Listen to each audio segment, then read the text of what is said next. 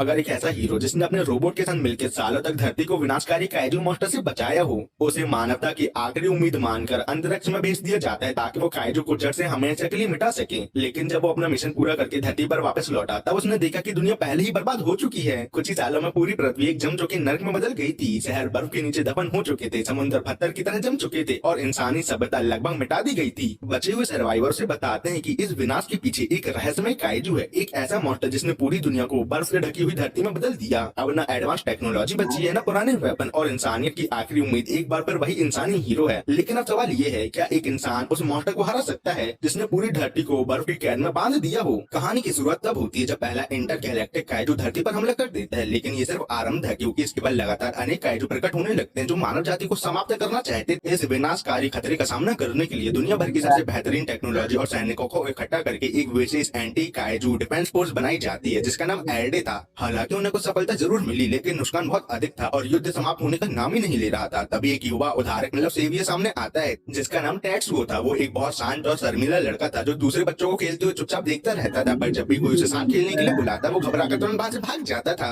जैसे तुम अपनी क्रश को देख के भाग जाते हो वैसे ही। पर एक दिन टेट्सुओ की मुलाकात एक रोबोट से होती है जो रोबोटों के विरुद्ध हो रही हिंसा का विरोध कर रहा था। वो रोबोट कहता है कि मेरे अधिकारों का सम्मान करना चाहिए और उसे भी माना जाना चाहिए, और वो सेल्फ डिस्ट्रक्ट करने से साफ साफ इनकार कर देता है। तभी लीड रिसर्चर कोजी का वहाँ पहुँचता है और दूसरे रिसर्चर लोग बताते हैं कि सर ये रोबोट हमें अंदर जाने लैब में नहीं दे रहा, कुछ करिए। लेकिन रोबोट तुरंत कोजिका को देख के कहता है कि असली समस्या यही आदमी है, क्योंकि दरअसल कोजिका चाहता है कि ये रोबोट काइजू के अंदर घुसकर खुद को उड़ा दे। कोजिका बिना जिसके ये बातें स्वीकार करता है कि रोबोट सिर्फ एक प्रोटोटाइप है और उसे ऑटोनोमस बॉम्ब की तरह इस्तेमाल किया जाएगा ताकि बिना किसी ह्यूमन कैजुअलिटी के काइजू को खत्म किया जा सके। उसके हिसाब से ये एक महान इनोवेशन था जो युद्ध की दिशा बदल सकती थी। लेकिन हमारा रोबोट सिर्फ जीना चाहता था, न कि मरना। और टेट्सुओ उसकी बात सुनकर परेशान हो जाता है। इसी भी शहर में इमरजेंसी अलार्म बजने लगते हैं क्योंकि काइजू ने हमला जो कर दिया था। सब रिसर्चर अपनी जान बचाकर भागने लगते हैं, पर टेट्सुओ वहाँ रुककर रोबोट से बात करता है। साथ ही कोजिका भी वहाँ रुकता है क्योंकि वो स्नोमैन नाम के रोबोट का टेस्ट करना चाहता था। तब उसे पता चलता है कि उसका बेटा स्नोमैन के अंदर घुसकर मैनुअल कंट्रोल ले चुका है। दरअसल टेट्सुओ कॉकपिट के अंदर इंस्ट्रक्शन मैनुअल पढ़ रहा था। स्नोमैन घबरा जाता है और कहता है कि ये बहुत खतरनाक है तुम्हारे लिए, इसलिए उतर जाओ। दूसरी तरफ कोजिका सबको समझाता है कि चिंता करने की कोई बात नहीं है, क्योंकि ये कॉकपिट सिर्फ ट्रेनिंग के लिए लगाया गया है, क्योंकि असल में स्नोमैन को कंट्रोल करना लगभग असंभव बात है, क्योंकि सिर्फ कोई महान जीनियस ही इसे आसानी से चलाना सीख सकता है। लेकिन टेट्सुओ सच में एक जीनियस निकलता है और वो तुरंत स्नोमैन को कंट्रोल कर लेता है। स्नोमैन उसे रोकने की कोशिश करता है क्योंकि उसके अंदर सेल्फ डिस्ट्रक्शन का खतरा अभी भी बाकी था, पर टेट्सुओ विश्वास के साथ उससे कहता है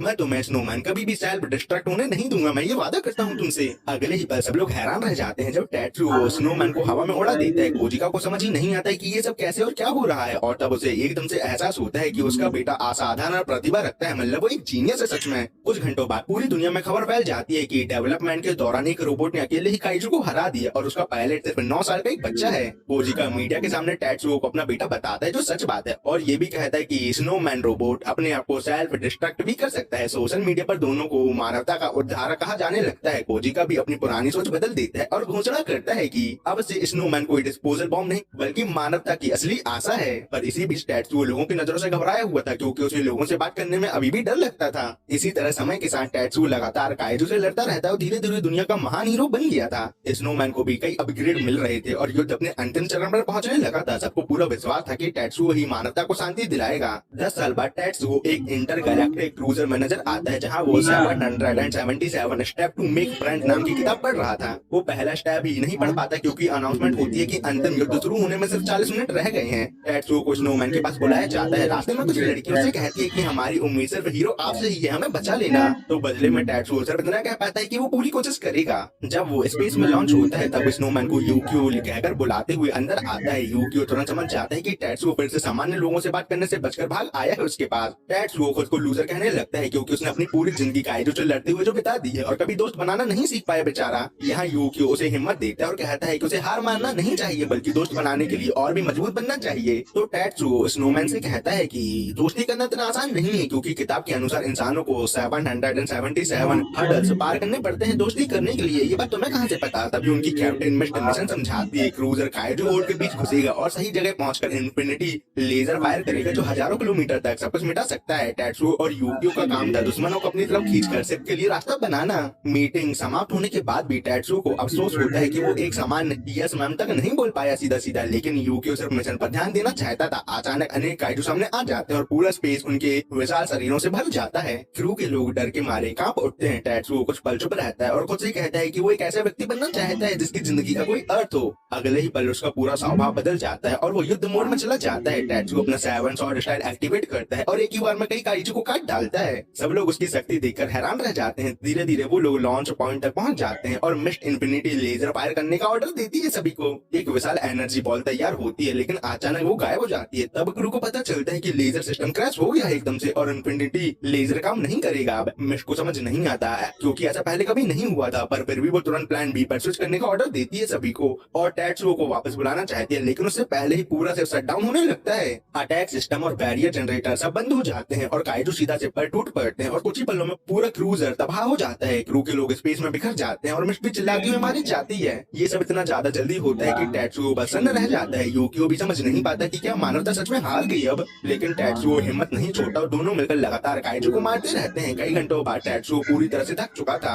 यूकियो का एक हाथ तक टूट चुका था, फिर भी अनेक काइजू अभी भी बचे हुए थे। अब यूकियो भी जल्दी समझ जाता है कि वो उनके जीतने का कोई भी चांस नहीं है। टेट्सुओ भी भारी मन से मानता है कि वो ये युद्ध नहीं जीत सकते, इसलिए वो दोनों फैसला करते हैं कि हमें कम से कम काइजू की संख्या इतनी कम कर देनी चाहिए जिससे धरती पर बची सेना उनका सामना कर सके। इसलिए यूकियो का सेल्फ डिस्ट्रक्शन मैकेनिज्म एक्टिवेट करना जरूरी था। टेट्सुओ इस फैसले से टूट जाता है क्योंकि उसने कभी यूकियो से वादा किया था कि वो उसे कभी मरने नहीं देगा। काइजू उन पर हमला करते रहते हैं और इसी बीच यूकियो मजाक में कहता है कि अंत में टेट्सुओ एक भी दोस्त नहीं बना पाया नल्ला कहीं कच्ची। तो टेट्सुओ कहता है कि उसे कोई फर्क नहीं पड़ता क्योंकि उसके पास यूकियो जैसा एक अच्छा दोस्त था हमेशा से। वो याद करता है कि कैसे उसने पूरी जिंदगी सिर्फ युद्ध में गुजारी और धीरे धीरे उसे दूसरों की दोस्ती देखकर दुख भी होना बंद हो गया था। टेट्सुओ यूकियो का शुक्रिया अदा करता है क्योंकि वो हमेशा उसके साथ रहा। यूकियो भी कहता है कि टेट्सुओ पहला इंसान था जिसने उसे सिर्फ बॉम्ब नहीं बल्कि एक दोस्त समझा और उसे अपना नाम भी दिया। तभी अचानक यूकियो कंट्रोल ले लेता है खुद और टेट्सुओ को बताता है कि उसे एक बात का पछतावा हमेशा से था कि उसने टेट्सुओ से उसकी सामान्य जिंदगी छीन ली। तो टेट्सुओ रोते हुए कहता है कि मुझे तुम्हारे साथ रहने का कोई अफसोस नहीं है यूकियो, लेकिन तब तक देर हो चुकी थी। Yukio emergency escape pod activate कर जो देता है और काउंटडाउन शुरू हो जाता है। फिर वो कहता है कि टेट्सुओ ने उसे जीने का अर्थ दिया है, इसलिए वो टेट्सुओ को मरने नहीं दे सकता किसी भी कीमत पर। काउंटडाउन समाप्त होते ही टेट्सुओ जबरदस्ती एस्केप पॉड में भेज दिया जाता है। वो चिल्लाकर यूकियो को सेल्फ डिस्ट्रक्ट करने से रोकने की कोशिश करता है, पर वो कुछ नहीं कर पाता बेचारा। यूकियो अपनी अंतिम इच्छा बताता है कि टेट्सुओ धरती पर लौटकर खुशी से जिए और बहुत सारे दोस्त बनाए। रोते हुए टेट्सुओ वादा करता है कि मैं कम से कम 100 दोस्त जरूर बनाऊंगा धरती पर लौटकर। ये सुनकर यूकियो संतुष्ट होता है और उसका सेल्फ डिस्ट्रक्शन एक्टिवेट हो जाता है, जिससे एक विशाल विस्फोट होता है जो पूरे काइजू होड को मिटा देता है। कुछ समय बाद टेट्सुओ का पॉड कोल्ड स्लीप से बाहर आता है। स्क्रीन पर दिखाया जाता है कि वो जापान के टोकाई रीजन में पहुंच चुका है और उसे कोल्ड स्लीप में 8 साल हो चुके हैं। टेट्सुओ हैरान हो जाता है और कहता है इसका मतलब मुझे धरती छोड़े 10 साल बीत चुके हैं क्या। जैसे ही वो पॉड से बाहर निकलता है उसके सपनों की दुनिया एकदम से चकनाचूर हो जाती है। दरअसल उसने कल्पना की थी कि लोग उसका स्वागत करेंगे और उसे अपना दोस्त बनाना चाहेंगे, लेकिन सच्चाई से कोसों दूर थी। बाहर का दृश्य देखकर टेट्सुओ सन्न रह जाता है। जबकि मौसम गर्मियों का होना चाहिए था, पूरी दुनिया बर्फ से जमी हुई थी और धरती एक भयानक जम जो कि नर्क में बदल गई थी। टेट्सुओ ये देखकर पूरी तरह से सन्न रह जाता है कि दुनिया बर्बाद हो चुकी है पूरी तरीके से। यूकियो ने अपनी जान देकर काइजू होड को मिटा दिया, लेकिन इसके बाद भी धरती पूरी तरह से बर्फ में जम गई। लेकिन कैसे?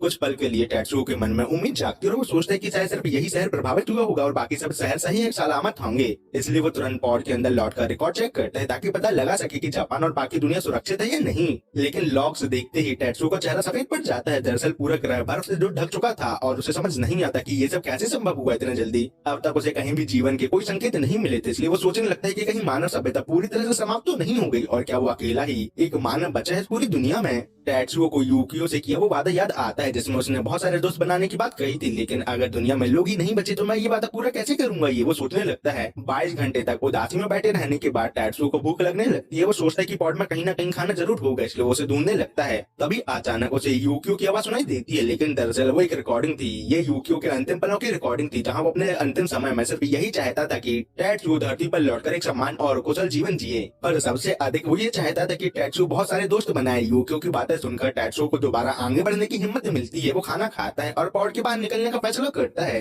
अब उसका लक्ष्य हर हाल में दोस्त बनाना था बहुत सारे। टेट्सुओ कहता है कि इसका राज उस किताब में है जिसे वो 100 बार पढ़ चुका है। उस किताब का नाम था how even a kaiju can make a friend और उसे एक प्रोफेसर ने लिखा था। उसके अनुसार 777 स्टेप में पहला कदम था घर से बाहर निकलना और लोगों से मिलना। टेट्सुओ तैयार हो जाता है और पॉड से बाहर जाता है। अब ये पॉड उसका बेस बनने वाला था जब तक वो सर्वाइवर की तलाश करेगा। हर तरफ गहरी बर्फ जमी हुई थी और जीवन का कोई संकेत उसे नहीं मिल रहा था। तभी टेट्सुओ एक अजीब आदमी को देखकर चौंक जाता है और उस आदमी से गलती से टकरा जाता है। तब उसे पता चलता है कि वो आदमी तो पहले ही मर चुका है। टैट्सू उसे शांति से लेटा देता है और सोचता है कि दुनिया कितनी भयानक बन चुकी है। वो आदमी ठंड से जमकर मर गया और उसका शरीर इतना ज्यादा कमजोर हो चुका था कि हल्का सा स्पर्श होते ही वो टूट गया बेचारा। इसी बीच टैट्सू की नजर उस आदमी के व्हीकल पर पड़ती है और वो खुश हो जाता है जब उसे पता चलता है कि अभी वो काम कर रहा है। टैट्सू उसे चलाता और देखता है कि एक लीवर से वो शॉवल को कंट्रोल भी कर सकता है। दरअसल वो एक एक्सकावेटर होता है और टैट्सू तुरंत समझ जाता है कि बर्फ से ढकी इस दुनिया में ये उसके लिए बहुत उपयोगी व्हीकल साबित होगा।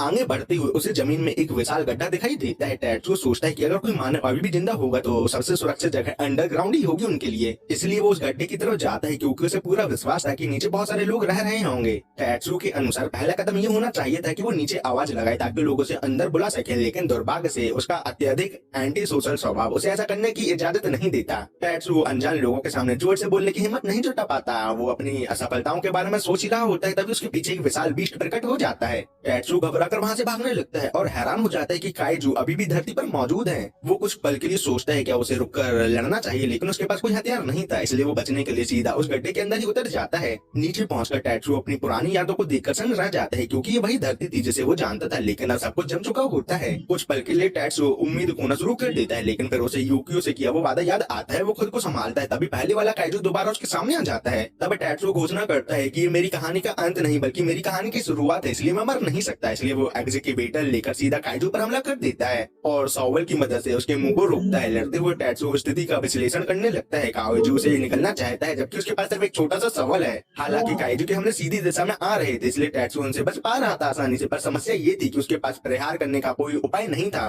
काइजू लगातार हमला करता रहता है और एग्जीक्यूटिव पूरी तरह से टूटने लगता है। इसी बीच शॉवल भी टूट जाती है, लेकिन टैट्सू इसे मौका बना लेता है क्योंकि अब उसका टूटा हुआ किनारा एक तेज भाले की तरह इस्तेमाल हो सकता था। तभी टैट्सू को अपने पिता की बात याद आती है। वो हमेशा कहते थे कि टैट्सू की असली पहचान उसके काइजू को समाप्त करने की क्षमता है और कुछ नहीं। ये याद आते ही अगले ही पल टैट्सू टूटे हुए सबल आर्म को लेंस की तरह इस्तेमाल करते हुए सीधा काइजू की तरफ दौड़ पड़ता है। काइजू उसे निगल लेता है, लेकिन टैट्सू अपने इम्प्रूव वेपन से उसके शरीर को चीर देता है और अंत में काइजू मारा जाता है आसानी से। इसी के साथ हमें पहली बार कुछ अन्य लोग नजर आते हैं। वो सब हैरान होकर पूछते हैं कि आखिर यहाँ क्या हुआ। उन्हें विश्वास ही नहीं होता कि किसी ने पूरे काइजू को मार दिया। जब वो तीनों खुशी मना रहे होते हैं तब टैट्सू काइजू के मुंह से बाहर निकलता है। टैट्सू पहली बार दूसरे मानवों को देखकर बहुत ज्यादा खुश हो जाता है, लेकिन वो तीनों टैट्सू को खून में लिपटा देखकर डर जाते हैं और उसे एक मानव राक्षस समझने लगते हैं। पर टैट्सू भावुक होकर यूकियो को याद करता है और कहता है कि उसने आखिरकार सर्वाइवर को ढूंढ ही लिया। लेकिन वो तीनों लोग अभी भी डरे हुए थे और उसे एक बुरी आत्मा कहकर भगाने लगते हैं। तभी उनकी चीफ आओ सबको शांत रहने को कहती है क्योंकि टैट्सू स्पष्ट रूप से एक इंसान था, ना कि कोई मॉन्स्टर। टैट्सू को याद आता है कि उसकी किताब के अनुसार अगला स्टेप एनकाउंटर के बाद मुस्कुराना था। हालांकि उसे पूरी लाइन याद नहीं आती, फिर वो जल्दी से मुस्कुरा देता है, लेकिन उसकी अजीब मुस्कान देखकर वो तीनों घबरा जाते हैं और डरने लगते हैं क्योंकि उसकी स्माइल बहुत ही ज्यादा डरावनी जो लग रही थी। दुर्भाग्य से टैट्सू बहुत ज्यादा थका था और वो इसी कारण बेहोश हो जाता है। बेहोशी में टैट्सू को एक पुरानी याद दिखाई देती है जहाँ यूकी उसका मजाक उड़ा रहा था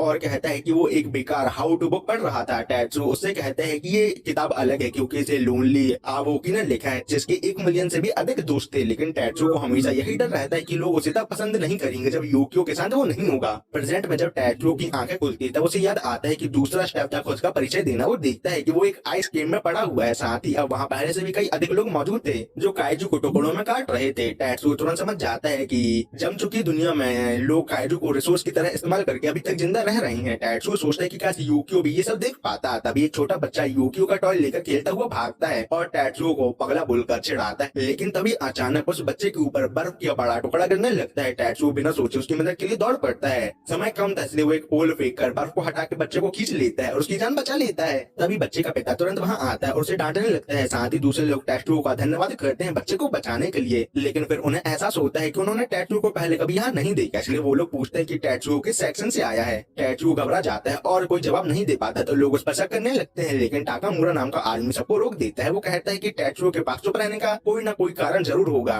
पर इससे ये सच नहीं बदलता कि टैट्सू ने मेरे बच्चे की जान बचाई है। इसके बाद टाकामुरा अपना और अपने बेटे जोजी का परिचय देता है। टैट्सू मुश्किल से उससे हाथ मिलाता है और उसी के साथ वो अपनी किताब का दूसरा स्टेप भी पूरा कर लेता है। इसी बीच आओ और उसके साथी दूर से ये सब देख रहे थे। कुछ लोग कहते हैं कि शायद टैट्सू को पकड़ लेना चाहिए, लेकिन आओ मना कर देती है क्योंकि उनका काम सिर्फ मॉल को खतरों से बचाना था और टैट्सू अभी तक कोई खतरा नहीं लग रहा था उसे। लेकिन तभी जमीन जोर से हिलने लगती है और अचानक एक विशाल हाथ जमीन से बाहर निकलता है। सब लोग डर से कांप उठते हैं जब पहले से भी अधिक बड़ा काइजू सामने आ जाता है। टैट्सू तुरंत समझ जाता है कि ये काइजू उन सब मॉन्स्टर से बिल्कुल अलग है जिनसे वो पहले लड़ चुका है। इसका शरीर और बनावट किसी भी पुराने काइजू जैसे नहीं थी। अगले ही पल सब लोग डर के मारे चिल्लाने लगते हैं और वो विशाल बीस्ट कुछ लोगों को कुचलकर मार देता है। ये भयानक दृश्य देखकर टैट्सुओ को एहसास होता है कि उनकी स्थिति कितनी ज्यादा खतरनाक है। अभी मॉन्स्टर इतना डरावना था कि टैट्सुओ समझ ही नहीं पाता कि वो उसे कैसे हराए, क्योंकि अब उसके पास यूक्यो भी नहीं था और ना ही ऐसा कोई पावरफुल वेपन जिससे वो बीस्ट का सामना कर सकता था आसानी से। तभी अचानक टैट्सुओ के दिमाग में एक विचार आता है कि शायद यहाँ के लोग तो जानते होंगे कि काइजू से कैसे निपटना है, क्योंकि वो इतने सालों से यहाँ जो रह रहे हैं इन्हीं के साथ। लेकिन जल्दी उसे समझ आ जाता है कि आसपास के लोग किसी भी काम के नहीं और नल्ले हैं, क्योंकि सब डर के मारे जम चुके थे और कांप रहे थे।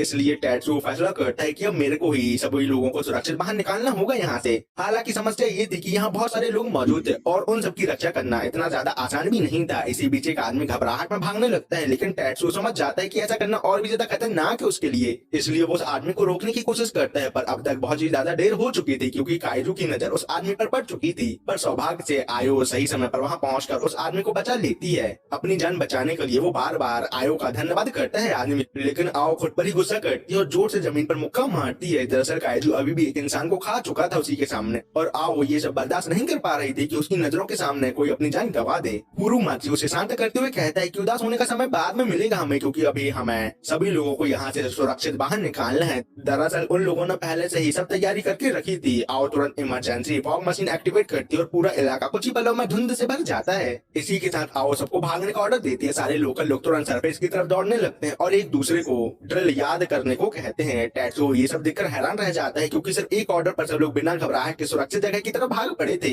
उसे राहत मिलती है कि शायद अब लोग बच जाएंगे, लेकिन तभी उसकी नजर काइजू पर पड़ती है जो कुछ अजीब कर रहा था। बीस्ट अपने शरीर को पीछे खींचने लगता है और टैट्सुओ तुरंत महसूस कर लेता है कि कुछ बहुत भयानक होने वाला है बहुत जल्द। दरअसल अनगिनत काइजू से लड़ने का उसका अनुभव उसे तुरंत चेतावनी दे देता है कि ये काइजू अब छलांग लगाने वाला है अटैक करने के लिए, और अगर मैंने कुछ नहीं किया तो बहुत लोग मारे जाएंगे मेरी आंखों के सामने। समय बहुत कम था, लेकिन टैट्सुओ समझ नहीं पा रहा था कि यूक्यो के बिना वो क्या कर सकता है। उसके बिना तो वो नल्ला नकारा है। तभी टाकामुरा उसे चिल्लाकर कहता है कि वो तुरंत सभी के साथ सुरक्षित भाग जाए। दूसरे लोग भी उसकी चिंता करते हैं और उसे अपने साथ चलने को कहते हैं। टैट्सुओ को याद आता है कि इन लोगों के साथ रहकर उसने पहली बार दोस्ती जैसा भावना महसूस की थी। इसी पल वो समझ जाता है कि उसे क्या करना चाहिए। इसलिए लोगों के साथ भागने के बजाय टैट्सुओ बिना देरी किए उल्टा काइजू की तरफ दौड़ पड़ता है। वो जानबूझकर बीस्ट के सामने भागता है ताकि उसका ध्यान सब लोगों से हटकर सिर्फ उस पर आ जाए। टाकामुरा टैट्सुओ को रोकने की कोशिश करता है, लेकिन अब तक टैट्सुओ ने अपना उद्देश्य पूरा कर चुका था, क्योंकि अब उस काइजू की पूरी नजर सिर्फ उस पर थी और किसी पर नहीं। आओ समझ नहीं पाती कि टैट्सुओ तुम अपनी जान इतने बड़े खतरे में हमारे लिए क्यों डाल रहे हो। काइजू आसानी से उसे हर तरफ से पटकने लगता है और हर अटैक के साथ टैट्सुओ को भारी चोट लगती है। टाकामुरा इतना घबरा जाता है कि दूसरे लोगों को उसे पकड़ना पड़ता है रोकने के लिए, लेकिन आओ टैट्सुओ को छोड़कर भागना नहीं चाहती, इसलिए उसकी मदद के लिए दौड़ पड़ती है। पर हालात पूरी तरह से निराशाजनक लग रहे थे, क्योंकि टैट्सुओ अब हिलने की स्थिति में भी नहीं था।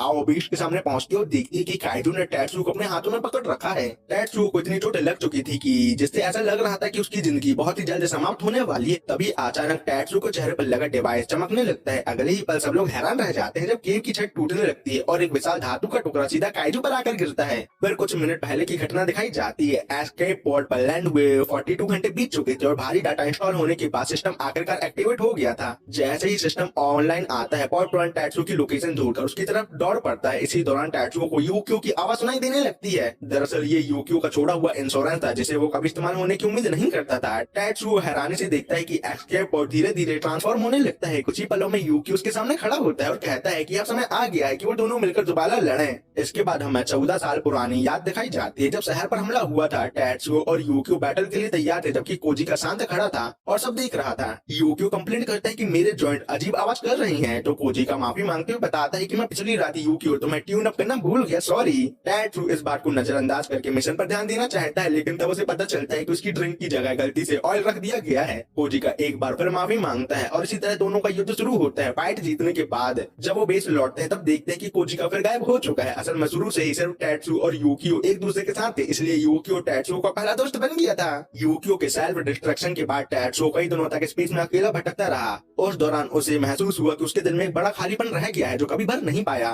वो बस दिखावा करता रहा कि सब ठीक है, इसलिए अब यूक्यो को अपने सामने देखकर टैट्सुओ की आंखें भर आती हैं। लेकिन बात करने का समय नहीं था, क्योंकि काइजू तुरंत हमला जो कर देता है। यूक्यो बिना देरी किए उस पर जबरदस्त वार करता है। वो बताता है कि विस्फोट के दौरान उसने अपना डाटा पॉड के अंदर ट्रांसफर कर दिया था, पर इंस्टॉलेशन प्रोसेस बहुत लंबी थी, इसलिए इतने सालों तक वो सामने नहीं आ पाया। यूक्यो भावुक होकर टैट्सुओ से कहता है कि आखिरकार मैं घर वापस लौटकर आ ही गया। टैट्सुओ आंसुओं के साथ अपने एकमात्र दोस्त का स्वागत करता है। दूसरी तरफ सब लोकल लोग ये सब देखकर पूरी तरह से हैरान थे। हालांकि काइजू अभी भी जिंदा था, मरा नहीं था। यूकियो कहता है कि बीस्ट कितना भी गुस्सा हो उसे कोई फर्क नहीं पड़ता, जो भी काइजूस्की और टैट्सुओ के सामने आएगा वो जिंदा नहीं बचेगा, काट डालेगा मैं। हालांकि वो ये भी मानता है कि अब उसके पास कोई खास वेपन नहीं है। टैट्सुओ हैरान हो जाता है तो यूक्यू बताता है कि उसका नया बॉडी असल में सिर्फ एक स्कैप पॉट था, इसलिए स्पेक्स के मामले में अभी वो फर्स्ट प्रोटोटाइप से भी कमजोर है और कुछ नहीं। टैट्सुओ पूछता है कि फिर वो क्या करेंगे और इसे कैसे हराएंगे। यूक्यू हंसते हुए कहता है कि सब ठीक हो जाएगा क्योंकि अब वो फिर से एक टीम बन चुके हैं। जो दूसरी तरफ लोकल लोग भी अभी विश्वास नहीं कर पा रहे थे कि टैट्सुओ एक रोबोट से बात कर रहा है, लेकिन आओ सबको पीछे रहने को कहते हैं क्योंकि काइजू अभी भी बहुत ज्यादा खतरनाक था। बीस्ट फिर से अपने शरीर को पीछे खींचने लगता है, जिससे यूक्यू तुरंत समझ जाता है कि वो अटैक करने की तैयारी कर रहा है। काइजू अपना विशाल शरीर हवा में उछाल देता है और भयानक तबाही मचाता है, पर सौभाग्य से टैट्सुओ और यूकियो समय पर बच जाते हैं और बीस्ट सीधा दीवार से टकरा जाता है बेचारा। यूकियो टैट्सुओ को पॉड के अंदर बैठाकर कहता है अगर ये अटैक हम दोनों में से किसी को भी लग जाता तो हम दोनों मारे जाते। काइजू दोबारा अटैक स्टैंड लेता है और टैट्सुओ समझ जाता है कि डॉज करने के बाद काउंटर अटैक करने में बहुत देरी हो जाएगी हमें, इसलिए उन्हें काइजू के अटैक करने से पहले ही कुछ करना पड़ेगा। इस बार काइजू और भी ज्यादा पीछे झुकता है और लोकल लोग भी समझ जाते हैं कि कुछ भयानक होने वाला है। सबको चिंता होती है क्या टैट्सुओ और यूकियो सच में बच पाएंगे। तभी एक आदमी कहता है कि वो लोग बिल्कुल ठीक रहेंगे। जब सब उससे पूछते हैं कि उसे इतना विश्वास कैसे है, तब वो कहता है कि उसने ये दृश्य पहले भी देखा है क्योंकि ये हमारे सेवियर हैं और कुछ नहीं। काइजू दोबारा हवा में उछलता है और इस बार टैट्सुओ और यूकियो उसका सामना करने के लिए तैयार खड़े थे। अगले ही पल दोनों मिलकर robo one shot style Diablo attack करके सीधा काइजू की गर्दन पर वार करते हैं, जिससे एक ही स्ट्राइक में बीस्ट का सर उसके सर से अलग हो जाता है और वो मारा जाता है। सब लोग ये देखकर सन्न रह जाते हैं और आओ की आंखें हैरानी से खुल जाती हैं क्योंकि उसने अच्छे से देखा था कि टैट्सुओ ने घूमते हुए मोमेंटम का इस्तेमाल करके काइजू का सर काट दिया। आखिरकार विशाल काइजू मारा जाता है और सब लोग खुशी से चीयर करने लगते हैं, लेकिन इसी समय बहुत किलोमीटर दूर टोक्यो में कुछ अशुभ घट रहा था। वहाँ एक बिल्कुल अलग प्रकार का काइजू नजर आता है हमें, वो भी बहुत विशाल था, लेकिन उसका रूप अन्य काइजू के मुकाबले एक इंसान से काफी ज्यादा मिलता जुलता था। विशाल काइजू को हराने के बाद टैट्सुओ और यूकियो को उस जगह ले जाया जाता है जहाँ बचे हुए लोग रहते हैं। टैट्सुओ को विश्वास ही नहीं हो रहा था कि वो सच में सर्वाइवर के बेस तक पहुँच गया है। साथ ही वो इस बात से भी राहत महसूस करता है कि उन्होंने उस भयानक काइजू को किसी तरह हरा ही दिया। लास्ट में यूकियो कहता है कि सिर्फ 10 सालों में पूरी धरती का जम जाना बहुत ज्यादा डरावनी बात है। टैट्सुओ भी सहमत होता है और बताता है कि जब वो अकेला धरती पर लौटकर आया था तब उसका होश उड़ गया था ये सब जानकर। इसके बाद वो दोबारा भावुक हो जाता है। वो यूकियो से कहता है कि मुझे बहुत खुशी है कि तुम अभी तक जिंदा हो। यूकियो उससे तुरंत कहता है कि हर बार बात करते हुए रोना बंद करे क्योंकि इससे बातचीत करना मुश्किल हो रहा है। टैट्सुओ माफी मांगता है लेकिन यूकियो खुद भी भावुक हो उठता है। दरअसल टैट्सुओ को रोता देखकर उसका दिल भी भर आता है। बताओ कितना अच्छा रोबोट है ये। और वो मानता है कि उसे भी दोबारा टैट्सुओ से मिलकर बहुत ही ज्यादा खुशी हुई है। इसी बीच ग्रुप का एक आदमी कहता है कि इतने सारे काइजू मीट के साथ अब कुछ दिनों तक का समय आराम से बीत जाएगा। एक सर्वाइवल लड़की रोबोट की तारीफ करती है और आओ की तरफ देखती है, लेकिन आओ तब तक टैट्सुओ के पास पहुंच चुकी होती है। वो टैट्सुओ को पाइनएप्पल का कैन देती है और बताते हैं कि आजकल ऐसी चीजें सिर्फ खास मौकों के लिए ही संभाल कर रखी जाती हैं। यूकियो उसको धन्यवाद करता है लेकिन टैट्सुओ फिर से शब्दों में अटक जाता है। यूकियो हैरान होता है कि आओ इतनी जल्दी उसके पास कैसे आ गई और टैट्सुओ को याद दिलाता है कि उसे अपनी कम्युनिकेशन स्किल सुधारनी चाहिए। इसके बाद आओ समझाते हैं कि पाइनएप्पल का कैन अब इस दुनिया में बहुत दुर्लभ और कीमती वस्तु बन चुका है। मीठी चीजें लगभग समाप्त हो चुकी हैं क्योंकि और पाइनएप्पल भी उन्हीं में से एक चीज है। कैन से आती मीठी खुशबू को महसूस करते हुए आओ खुद भी बहुत ज्यादा प्रभावित हो जाती है। टैट्सुओ कैन को देखकर सोचता है क्या सच में उसे इतनी कीमती चीज खानी चाहिए। आओ एक पल के लिए कहती है तुम्हें नहीं खाना तो मैं खा लूंगी, पर अगले ही पल मना करने लगती है। फिर वो खुद को संभाल कर टैट्सुओ से तुरंत उसे खा लेने को कहती है और बताते हैं कि जल्दी खा लो नहीं तो मैं अपने आप को रोक नहीं पाऊंगी। फिर आओ बताते हैं कि टैट्सुओ और यूकियो ने सबकी जान बचाई, इसलिए वो बदले में उतना ही अनमोल कुछ देना चाहती थी उन दोनों को। इसके बाद वो दोनों का दिल से धन्यवाद करती है। टैट्सुओ भी समझ जाता है कि उसे ये पाइनएप्पल स्वीकार कर लेना चाहिए और वो पाइनएप्पल खाना शुरू करता है। पहलाने वाला खाते ही उसके स्वाद से वो हैरान रह जाता है, लेकिन तब आओ अचानक चिल्ला उठती है। टैट्सुओ सोचता है शायद उसने कुछ गलती कर दी, पर आओ कहती है कि बात वो नहीं है। असल में मुझे दुख हो रहा है कि इस पाइनएप्पल को खाने के बाद दुनिया में पाइनएप्पल की संख्या और भी ज्यादा कम हो गई है और कुछ नहीं। कैन समाप्त होने के बाद टैट्सुओ उसका धन्यवाद करता है। तब आओ बताते हैं कि वो सिर्फ पाइनएप्पल देने नहीं आई थी बल्कि वो अपना परिचय देना चाहती थी। फिर वो अपना पूरा नाम आओ नागी बताती है और एक बार फिर टैट्सुओ का धन्यवाद करती है सभी की जान बचाने के लिए। टैट्सुओ घबराते हुए अपना परिचय देता है और अंदर ही अंदर बहुत खुश होता है क्योंकि उसने फ्रांस से बुक का दूसरा स्टेप पूरा जो कर लिया था। इसी दौरान आओ बताती है कि उसका पसंदीदा भोजन महंगी रेड बीन जेली है। यूकियो हैरान होता है कि पाइनएप्पल उसका फेवरेट भी नहीं था, फिर भी वो उसके लिए इतना पागल हो गई थी। तभी आओ कहती है कि वो 10 साल पहले हुई घटना के बारे में बताना चाहती है। टैट्सुओ एक पल के लिए रुकता है लेकिन लेकिन तुरंत कहता है कि वो सब कुछ सुनना चाहता है। 10 साल पहले एक दिन जापान में समुद्र से एक अजीब काइजू प्रकट हुआ। काइजू देखना आम बात, तीसरे लोग उसे देखने के आदी हो चुके थे, लेकिन ये वाला काइजू पूरी तरह से अलग था। सबसे पहली बात, उसका शरीर इंसानी रूप जैसा था। दूसरी बात, वो आउटर स्पेस से नहीं बल्कि समुद्र के अंदर से आया था। और तीसरी बात, उसके साथ एक अजीब सफेद तैरता हुआ गोला था, मतलब बॉल। सैनिकों को समझ नहीं आया कि वो क्या है, इसलिए उन्होंने तुरंत हमला करने के लिए तैयारी शुरू कर दी। मैक के अंदर बैठे सोल्जर पहले गर्मी की शिकायत कर रहे थे, लेकिन तभी रोबोट के अंदर का तापमान अचानक गिरने लगा, पानी जमने लगा और वो सफेद गोले बढ़ने लगे। कुछ ही समय में वो पूरी दुनिया में फैल गए और वो गोले जिस भी वस्तु को छूते सब कुछ तुरंत बर्फ में जम जाता है। एब्सोल्यूट जीरो की बर्फीली हवा ने अनेक लोगों की जान तुरंत ले ली और उस दिन के बाद धरती कभी गर्म नहीं हुई। ये सब सुनकर टैट्सू और यूकियो कांप उठते हैं। उन्हें यकीन नहीं होता कि सिर्फ एक काइजू ने पूरी दुनिया को बर्बाद कर दिया। वो पूछते हैं कि एंटी काइजू डिफेंस फोर्स कहाँ थी तब। तो आओ बताते हैं कि सब कुछ इतनी जल्दी और तेजी से हुआ कि किसी को तैयारी करने का मौका ही नहीं मिला। पहली फ्रीजिंग में ही बहुत भारी नुकसान हुआ इंसानी जाति को। जो लोग बच गए उन लोगों ने बाकी लोगों को बचाने की कोशिश की, लेकिन उसके तुरंत बाद आउटर स्पेस से और काइजू गिरने लगे।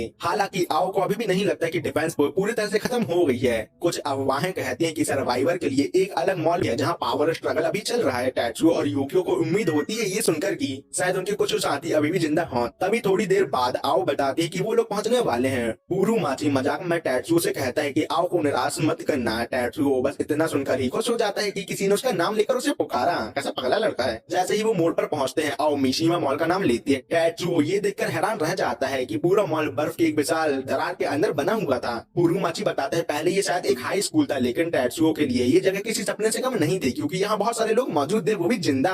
तभी मॉल के अंदर के लोग आओ को देख लेते हैं और खुशी से बाहर आते हैं और टैट्सुओ और यूकियो को स्वागत करते हैं। इसके बाद आओ मॉल की व्यवस्था समझाती है। यहाँ लगभग 200 लोग रहते हैं और हर किसी का अलग अलग काम होता है। कुछ लोग बाहर जाकर रिसोर्स इकट्ठा करते हैं, जबकि कुछ लोग अंदर रहकर मॉल को चलाते हैं। यहाँ material department, excavation department, warehouse department और टेक्नोलॉजी डिपार्टमेंट जैसे कई विभाग मौजूद है। टैट्सुओ इन सबको सुनकर बहुत ही ज्यादा प्रभावित होता है और आओ से पूछता है कि वो किस डिपार्टमेंट की चीफ है। तो आओ शांत स्वर में कहती है कि वो अकाउंटेंट डिपार्टमेंट संभालती है। ये सुनकर टैट्सुओ हैरान रह जाता है, क्योंकि उसने उसे काइजू से लड़ते हुए देखा था। तो इस हिसाब से वो बहुत ही ज्यादा स्ट्रॉन्ग हुई ना। इस पर उरुमाची हंसकर बताता है कि मॉल से बाहर जाना आओ के लिए मना है, लेकिन वो हर बार चुपके से निकल जाती है बिना किसी को बताए। तभी आओ कुछ गुस्से वाले लोगों को देखकर कहती है कि अब फिर से मेरे डांट खाने का समय आ गया है और कुछ नहीं, यही मेरा जीवन है। फिर जाने से पहले वो टैट्सुओ को बताते हैं कि टाकामुरा उसका ध्यान रखेगा। अब से टाकामुरा टैट्सुओ को एक हॉट स्प्रिंकलर पर ले जाता है। गर्म पानी देखकर टैट्सुओ निशब्द हो जाता है और पगला जाता है, क्योंकि 10 सालों से उसने सिर्फ ठंड ही देखी थी। गर्म पानी में आराम करते हुए टैट्सुओ महसूस करता है कि मॉल के आसपास बिल्कुल भी बर्फ नहीं है। इस बारे में टैट्सुओ उसे बताता है कि मॉल के नीचे एक काइजू है जो इस जगह को गर्म रखता है।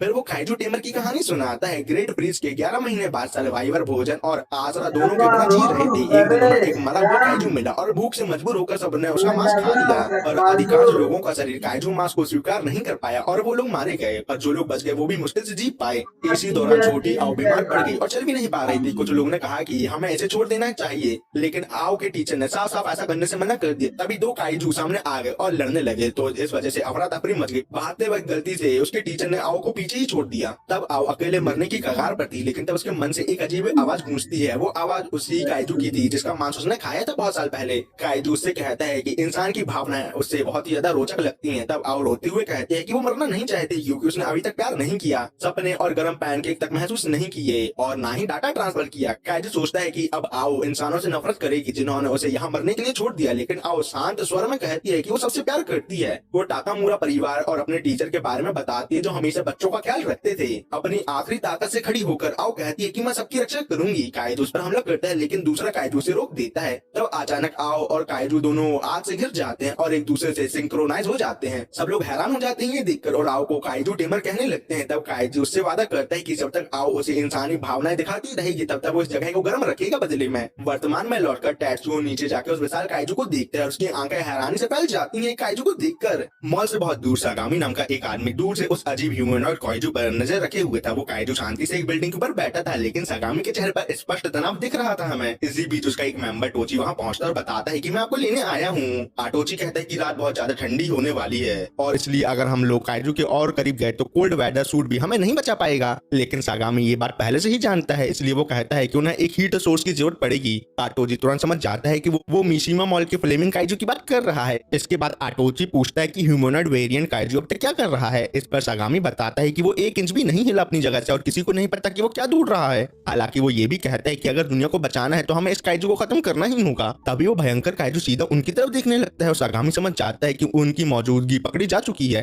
लेकिन उनके भागने के लिए बहुत ही ज्यादा देर हो चुकी थी, क्योंकि जिस बिल्डिंग पर वो खड़े थे वो एकदम से टूटने लगती है। अचानक एक विशाल 3 सर वाला काइजू उनके सामने आ जाता है और सब समझ जाता है कि ह्यूमनॉइड काइजू के पास अपने खुद के बॉडीगार्ड भी मौजूद हैं। सागामी तुरंत लड़ने का आदेश देता है। आटोची सबको याद दिलाता है कि वो एंटी काइजू डिफेंस फोर्स यानी वैडे की आखिरी रोशनी है, इसलिए काइजू के सामने खड़े होकर वो घोषणा करता है कि अब दुनिया देखेगी कि वैडे असल में क्या कर सकती है और क्या नहीं। इसी बीच टैट्सुओ माशिमा मॉल के नीचे दबे हुए काइजू को देखकर हैरान रह जाता है। वो एक विशाल पक्षी की तरह दिख रहा था और पूरी तरह आग में घिरा हुआ था। आओ बताते हैं कि जब मैं इस काइजू से कनेक्ट हुई थी उससे पहले ही वो इस बर्ड फॉर्म में था। हालांकि जब वो पहली बार अर्थ पे आया होगा तब शायद सामान्य काइजू होगा, ऐसा बर्ड फॉर्म में नहीं होगा। आओ उस काइजू को उसके नाम लैंड ऑफ मैन से बुलाते हैं, जो अजीब सा नाम है। काइजू चिढ़कर कहता है कि वो बकबक बंद करे क्योंकि मैं सो रहा हूँ। ताकामुरा बताता है कि अगर आओ यहाँ नहीं होती तो किसी को समझ नहीं आता कि ये काइजू भैया बोल क्या रहे हैं। तभी काइजू सांस छोड़ता है और हवा में एक कपड़ा जल उठता है, जिससे समझ आता है कि आसपास की हवा कितनी गर्म है। आओ बताती है कि सिर्फ मेरे पास का एरिया ही टेम्परेचर कंट्रोल है, इसलिए आप लोगों को मेरे करीब ही रहना पड़ेगा। साथ ही वो ये भी कहती है कि ज्यादा करीब भी मुझसे नहीं रहना, क्योंकि ये भी बहुत ही ज्यादा खतरनाक है आप लोगों के लिए,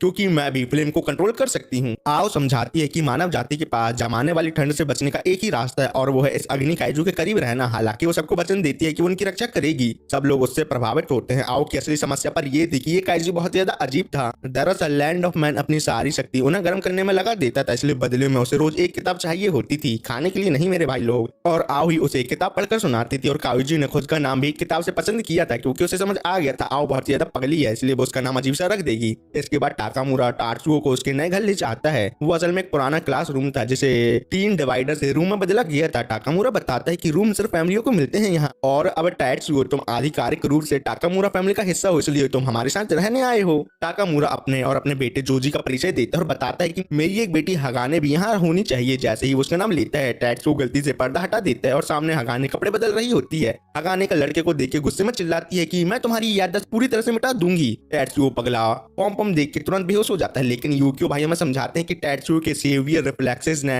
हगाने के विजुअल इंफॉर्मेशन को उसके दिमाग तक पहुंचने नहीं दिया। सिंपल शब्दों में मैं बताता हूँ कि टाट्सुओ ने हगाने के पॉम पॉम नहीं देखे बस, क्योंकि वो देखने के पहले ही बेहोश हो गया था। जब टाट्सुओ होश में आता है तब हगाने उसे एक लेटर देती है जो टाकामुरा ने छोड़ा था। टाट्सुओ बहुत खुश हो जाता है क्योंकि ये उसकी जिंदगी का पहला लेटर था। वैसे मेरे को भी अभी तक नहीं मिला। खैर, उसकी किताब के अनुसार लेटर एक्सचेंज करना फ्रेंडशिप के 777 स्टेप में से एक था। लेटर में टाकामुरा लिखता है कि वो रात तक लौट आएगा और टाट्सुओ को हगाने के साथ घुलने मिलने की कोशिश करनी चाहिए। साथ ही वो छुपकर लिखता है कि अगर हगाने अपने माँ के वर्कशॉप जाने की कोशिश करे तो तुम टाट्सुओ उसे वहां जाने से रोकना मेरे भाई, क्योंकि हगाने ने 1 महीने पहले ही अपनी माँ को जो खो दिया है। लेकिन हमारी हगाने टाट्सुओ पगले को सीधा वर्कशॉप ही ले आती है किसी तरीके से और गर्व से बताती है कि उसकी माँ टेक्नोलॉजी डिपार्टमेंट की उच्च अधिकारी थी। वो अपनी माँ के बारे में बड़े गर्व से बात करती है। टाट्सुओ पूछता है क्या वो बहुत ही ज्यादा महान व्यक्ति थी। हगाने चुप होकर सिर्फ हाँ कहती है और उसे याद आता है कि कैसे उसकी माँ हर नए आविष्कार पर उसके सर पर हाथ रखकर उसकी तारीफ करती थी कि तुमने बहुत अच्छा काम किया बेटी। इसी बीच हगाने टाट्सुओ को अपना नया आविष्कार दिखाती है और पूछती है क्या ये एक सेवियर के लिए उपयोगी होगा। टाट्सुओ उसे देखकर बड़ा हैरान रह जाता है। दूसरी तरफ सागामी और आटोची अपनी हालिया लड़ाई पर चर्चा कर रहे थे। आटोची कहता है कि वो मुश्किल से बचकर निकले हैं, लेकिन सागामी बताता है कि उनका असली लक्ष्य काइजू की आंख हासिल करना है जो उन्हें मिल चुकी है।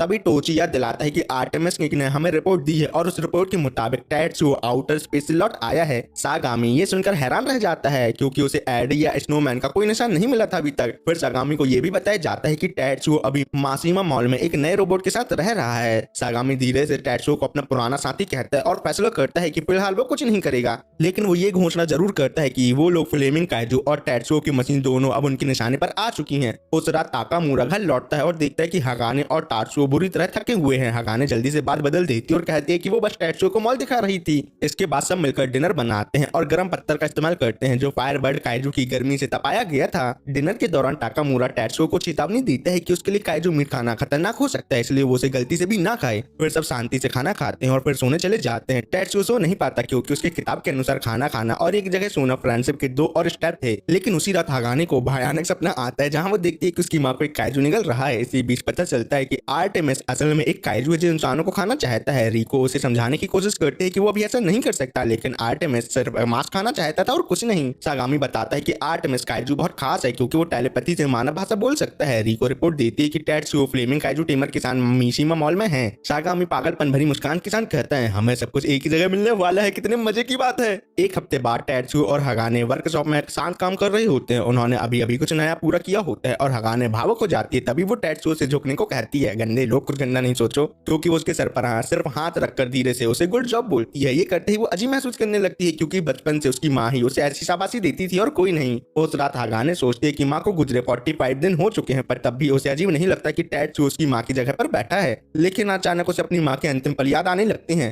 इसके बाद देर रात में टैट्सू को हागाने का एक लेटर मिलता है जिसमें वो बताती है कि उसकी माँ को एक काइजू ने खा लिया था। टैट्सू ये पढ़कर शॉक हो जाता है क्योंकि वो ये भी देख लेता है कि हागाने अकेले ही बाहर निकल चुकी है मॉल से। तभी उसके सामने आर्टेमिस आ जाता है जो वही काइजू था जिसने उसकी माँ को मारा था। हागाने समझ जाते हैं कि आज उसे बदला लेने का मौका मिल चुका है, इसलिए वो अपने नए होवर बूट एक्टिवेट करती है जो उसने टैट्सू के साथ मिलकर पहले बनाए थे।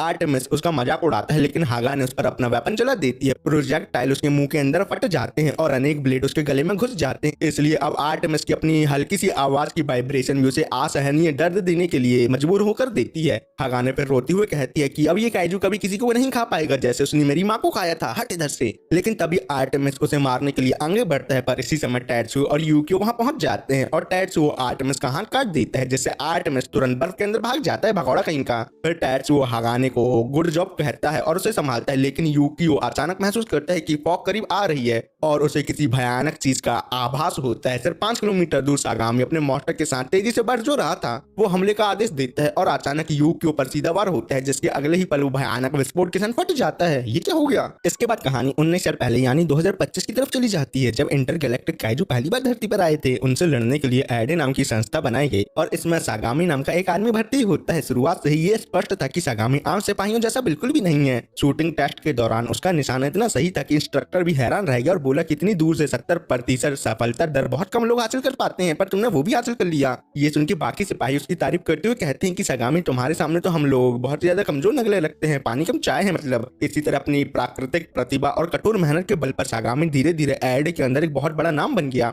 हर बैटल में वो खुद को साबित करता गया और उसकी पदोन्नति लगातार होती रही। एक रात सागामी अपनी टीम को बताता है कि उन्हें हर हाल में इस काइजू को शहर तक पहुंचने से पहले खत्म करना होगा। तभी काइजू तबाही मचाना शुरू कर देता है और कई सिपाही डर के मारे भाग जाते हैं, लेकिन सागामी अकेले पीछे रुकता है और एक विशाल कैनन से सीधा काइजू को उड़ा डालता है। बचे हुए सिपाही उसे जोर जोर से सेवियर चिल्लाने लगते हैं और सागामी चुपचाप उनकी बातें सुनता रहता है। इसके बाद उसकी सफलता और भी ज्यादा बढ़ने लगती है और वो अकेला कई बैटल जीत लेता है और उसके साथी कहने लगते हैं कि शायद सागामी तुम सच में मानवता का उद्धारक बन सकते हो। धीरे धीरे सागामी को भी ये बात पसंद आने लगती है। लेकिन तभी अचानक एक दिन खबर आती है कि टैट्सू नाम का एक 9 साल का लड़का रोबोट चलाकर अकेले काइजू को हरा रहा है। पहले किसी ने उसका नाम तक नहीं सुना था, लेकिन सोशल मीडिया पर लोग भी उसे सेवियर कहने लगते हैं। ये देखकर सागामी के चेहरे का रंग बदल जाता है और उसे टैट्सू से जलन होने लगती है तुरंत। बाद में एक सिपाही गुस्से से कहता है कि एड अब अपनी सेना कम कर रही है क्योंकि सबको लगता है कि टैट्सू और उसका रोबोट अकेले दुनिया बचा लेगा। सागामी शांत स्वर में कहता है कि ऊपर के अधिकारियों ने फैसला कर लिया है कि रोबोट ज्यादा बेहतर है और परिणाम भी उनके पक्ष में है, इसलिए वैसा कर रहे हैं। जवाब ढूंढने के लिए सागामी रोबोट सिम्युलेटर का टेस्ट करता है ताकि समझ सके कि काइजू बैटल में ये रोबोट कितने प्रभावी हैं, लेकिन वो प्रभावित नहीं होता और कहता है कि रोबोट उतने रिस्पॉन्सिव नहीं है जितना मैंने उम्मीद की थी इनसे। इसी बीच हमारे टैट्सू भैया लगातार हेडलाइन मचाए रहते हैं क्योंकि वो एक के बाद एक काइजू को हराता रहा।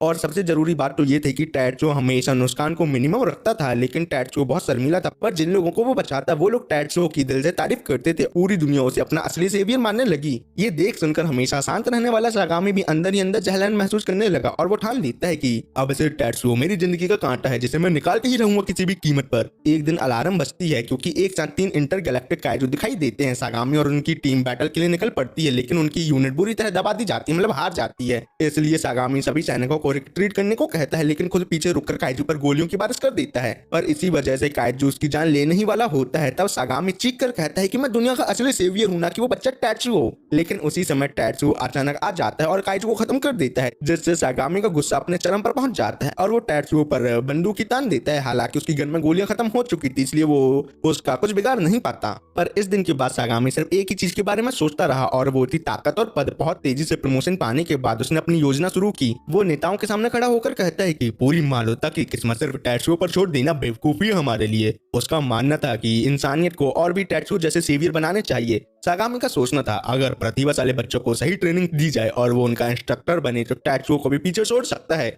और 2030 में उसका सपना पूरा हो जाता है। टैट्सू जैसे नए सेवियर बनाने के लिए बच्चों की एक टीम बनाई जाती है जो बाद में वैड नाम से मशहूर होती है। सागामी उन बच्चों से कहता है कि उनका काम टैट्सू की जगह लेकर दुनिया को बचाना है। फिर 2034 में महान फ्रीज आता है और 2035 में टैट्सू और आयडे की अंतिम बैटल असफल हो जाती है, मतलब वो हार जाते हैं, जिस वजह से धीरे धीरे वैड का नाम भी दुनिया भूल जाती है। लेकिन सागामी और उसके बच्चे जिंदा बच जाते हैं जो अब और भी ज्यादा मजबूत बनकर उभरते हैं। काफी समय बाद सागामी को पता चलता है कि टैट्सू आउटर स्पेस से वापस स्लॉट आया है वो धीरे से कहता है, ये लड़का ब्रह्मांड के किनारे पर जाकर भी खत्म नहीं हुआ, पर मेरा इरादा अब मिशिमा मॉल के फ्लेमिंग काइजू और टैट्सुओ की मशीन मतलब यूकियो दोनों को अपने कब्जे में लेने का है। वर्तमान में यूकियो को एक बहुत बुरा एहसास होता है, इसलिए वो कहता है कि टैट्सुओ तुम हगाने को लेकर जल्दी से कॉकपिट के अंदर आ जाओ मेरे। तभी सागामी की टीम काइजू वेपन से हमला करती है और एक प्रोजेक्टाइल सीधा यूकियो पर जाकर गिरता है, जिससे एक जोरदार धमाके के साथ यूकियो बुरी तरह टूट जाता है या घायल हो जाता है। टैट्सुओ ये देखकर सन्न रह जाता है और दौड़कर यूकियो के पास पहुंचता है। उधर सागामी की टीम खुशी मनाती है क्योंकि उनका हमला सीधा निशाने पर जो लगा था।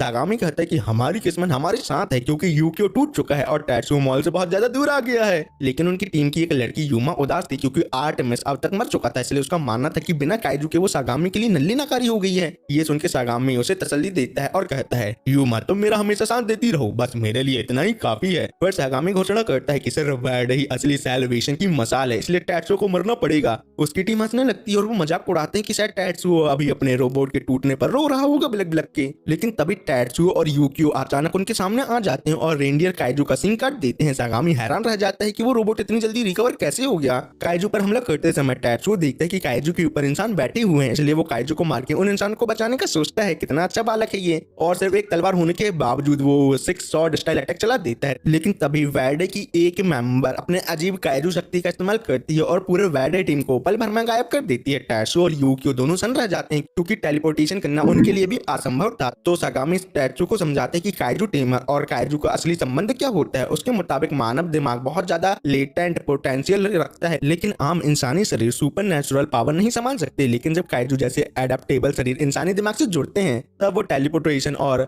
पायरोकिनेसिस जैसे पावर इस्तेमाल कर सकते हैं आसानी से। ये पावर ह्यूमन को काइजू मांस खाने के बाद मिली है। इन बातों को सुनकर टैट्सुओ धीरे धीरे समझने लगता है कि इन सभी स्पेशल काइजू के पीछे उनके टीमर का दिमाग काम कर रहा है। सागामी आगे बताता है कि काइजू असल में ह्यूमन के जरिए अपग्रेड हो रहे हैं। इसी बीच हगाने गुस्से में पूछते हैं कि वो लोग दूसरे इंसानों के साथ ऐसा क्यों कर रहे हैं, लेकिन सागामी उसे कोई जवाब नहीं देता, बस हंसने लगता है। अब स्थिति बहुत ही ज्यादा खतरनाक हो चुकी थी। यूकियो आधा टूट चुका था और सामने 5 काइजू टीमर और उनके 5 काइजू खड़े थे। उधर मिशिमा मॉल में आओ मजे से कुर्सी घुमा रही होती है, लेकिन अचानक उसे आसमान में कुछ अजीब महसूस होता है। वापस बैटलफील्ड में सागामी अपने आप से कहता है कि मेरा वैड कभी नहीं हारेगा, खासकर टैट्सुओ से तो बिल्कुल भी नहीं। इसलिए वो अपनी स्ट्रेटेजी बदल दे और फैसला करता है कि पहले टैट्सुओ को यहाँ खत्म किया जाएगा, उसके बाद हम मिशिमा मॉल जाएंगे। टैट्सुओ कुछ देर चुप रहता है, फिर बिना सोचे समझे बैटल स्टैंस ले लेता है। उसके हाथ की हल्की सी मूवमेंट देखकर ही सागामी की रीढ़ की हड्डी में सरहद दौड़ जाती है, इसलिए वो तुरंत कोड ऑरेंज एक्टिवेट करता है और सभी वेडे मेंबर को वार्निंग भेज दी जाती है। इसके बाद कुछ अजीब होता है, मतलब काइजू टीमर अटैक करने के बजाय टैट्सुओ के पास से निकलकर सीधा भागने लगते हैं।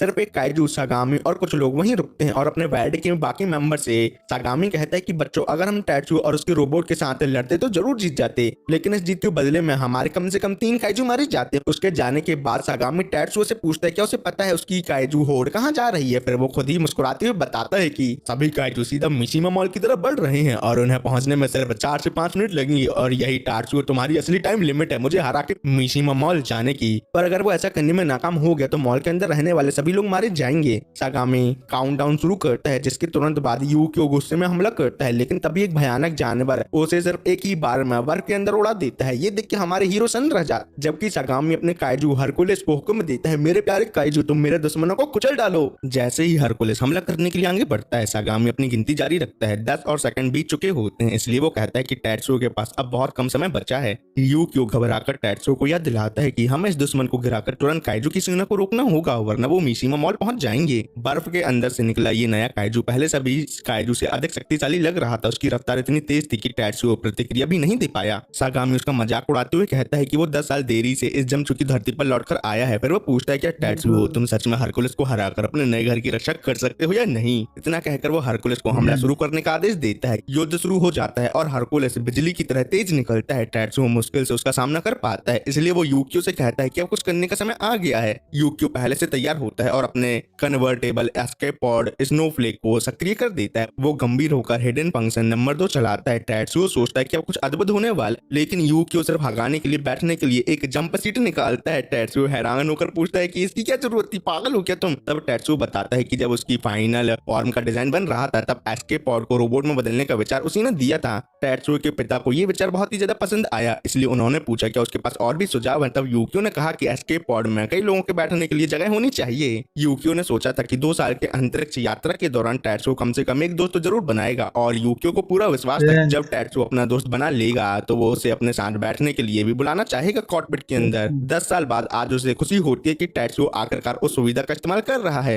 हगाने सीट पर बैठ जाती है और टैट्सुओ से सीट बेल्ट मजबूती से पकड़ने को कहता है। अगले ही पल हरकुलिस का एक तेज हमला आता है जिससे टैट्सुओ मुश्किल से बचता है। आटोची हैरान रह जाता है, लेकिन सागामी समझ जाता है कि टैट्सुओ ने सिर्फ बचाव नहीं बल्कि पलटवार की तैयारी भी कर ली थी पहले ही। फिर टैट्सुओ तुरंत अपना 6 स्वॉर्ड स्टाइल अटैक चलाता है जो हरकुलिस को कुछ नुकसान पहुंचाता है, लेकिन तब पता चलता है कि टैट्सुओ पूरी तरह से हरकुलिस के हमले से यूकियो को नहीं बचा पाया था, इसलिए वो यूकियो से माफी मांगता है। पर हमें हरकुलिस के हमले का असली प्रभाव तब दिखाई देता है जब यूकियो गिरने लगता है, क्योंकि अंतिम पल में हरकुलिस ने एक भयानक बैक किक लगाया था। अब सब समझ जाते हैं कि दुश्मन कितना खतरनाक है। हरकुलिस उनके हमलों का पैटर्न समझ चुका था और स्थिति आशाजनक बनती जा रही थी धीरे धीरे। तब हगाने रोती हुए टैट्सुओ को पुकारती, वो कहती है कि वो खुद को बहुत कमजोर महसूस कर रही है, लेकिन उसने एक जरूरी बात समझ ली है। उसके अनुसार हमारा दुश्मन सागामी किसी योजना के तहत हमला कर रहा है और वो किसी निर्धारित समय का इंतजार कर रहा है। इसी वजह से सुबह 3 बजे सब कुछ और भयंकर हो जाएगा, क्योंकि उस वक्त आओ हमेशा मॉल से छुपकर बाहर घूमने निकलती है। इसी दौरान मॉल में आओ अपने दोस्त के साथ निकलने की तैयारी करती है। वो गाना गाते हुए सोचती है आज मुझे अपनी यात्रा में क्या क्या मिल सकता है। हुरुमाची मजाक में कहता है शायद तक हमें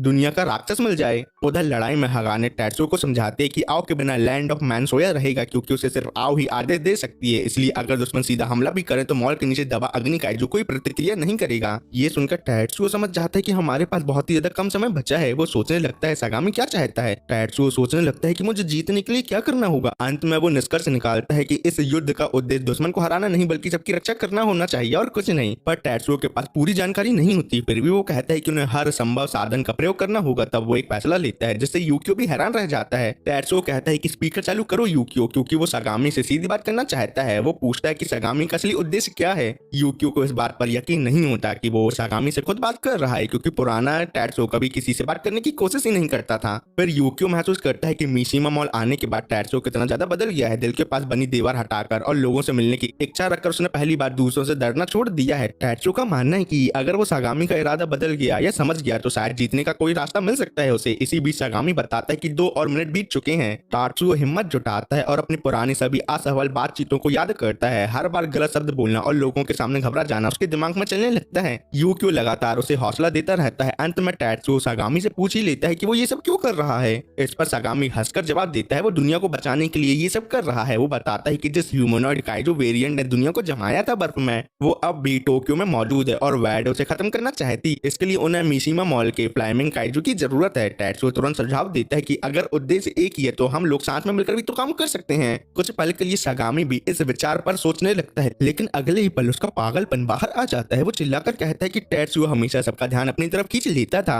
इसलिए मैं हर दिन टैट्सुओ तुम्हारे मरने की प्रार्थना करता आ रहा हूँ अभी तक, क्योंकि टैट्सुओ तुम हमेशा मेरे रास्ते में जो खड़े हो जाते हो। इसलिए अब मैं बस तुम्हारी मौत देखना चाहता हूँ और कुछ नहीं। और बातचीत यहाँ समाप्त हो जाती है और टैट्सुओ अंधेरे में डूब जाता है। इन बातों को सुन के सागामी तुरंत हरकुलिस को फिर हमला करने का आदेश देता है। हरकुलिस बिना रोके हमला करता है और यूकियो को पीछे ढकेल देता है। लड़ाई और भयानक होती जाती है। यूकियो का पार्टिकल टैंकर टूट जाता है। टैट्सुओ घबराकर यूकियो को पुकारता है, लेकिन हरकुलिस एक और वार करता है और यूकियो का एक हिस्सा काट देता है, जिस वजह से यूकियो मुश्किल से बोल पाता है टैट्सुओ तुम रो नहीं। फिर वो जमीन पर गिर जाता है अचानक। पर अभी भी सागामी हरकुलिस को हमला करने जारी रखना और टैट्सुओ को खत्म कर देने का हुक्म देता है। हरकुलिस यूकियो को कुचलने लगता है, जिस कारण टैट्सुओ टूटने लगता है। उसे लगता है कि वो हार गया है और काइजू सेना अब मॉल तक पहुंच जाएगी। और अब सबसे जरूरी चीज ये है कि सागामी से हुई असफल बातचीत उसके मन को और ज्यादा तोड़ देती है। इसलिए अंत में टैट्सुओ निर्णय लेता है कि अब बस मिशिमा मॉल पहुंचना ही उनका लक्ष्य है, ना कि सागामी और उसके हरकुलिस से लड़ना। इसलिए यूकियो अपना आर्ग्यूमेंट सक्रिय करता है। दोनों पूरी रफ्तार से उड़ जाते हैं। यूकियो सोचता है कि उन्हें इतनी ऊंचाई तक जाना होगा जहां हरकुलिस पहुंच ना सके, लेकिन हरकुलिस तुरंत उनके पीछे आ जाता है, जिसका मतलब यह है कि हरकुलिस उन दोनों की योजना को पल भर में समझ जो गया था।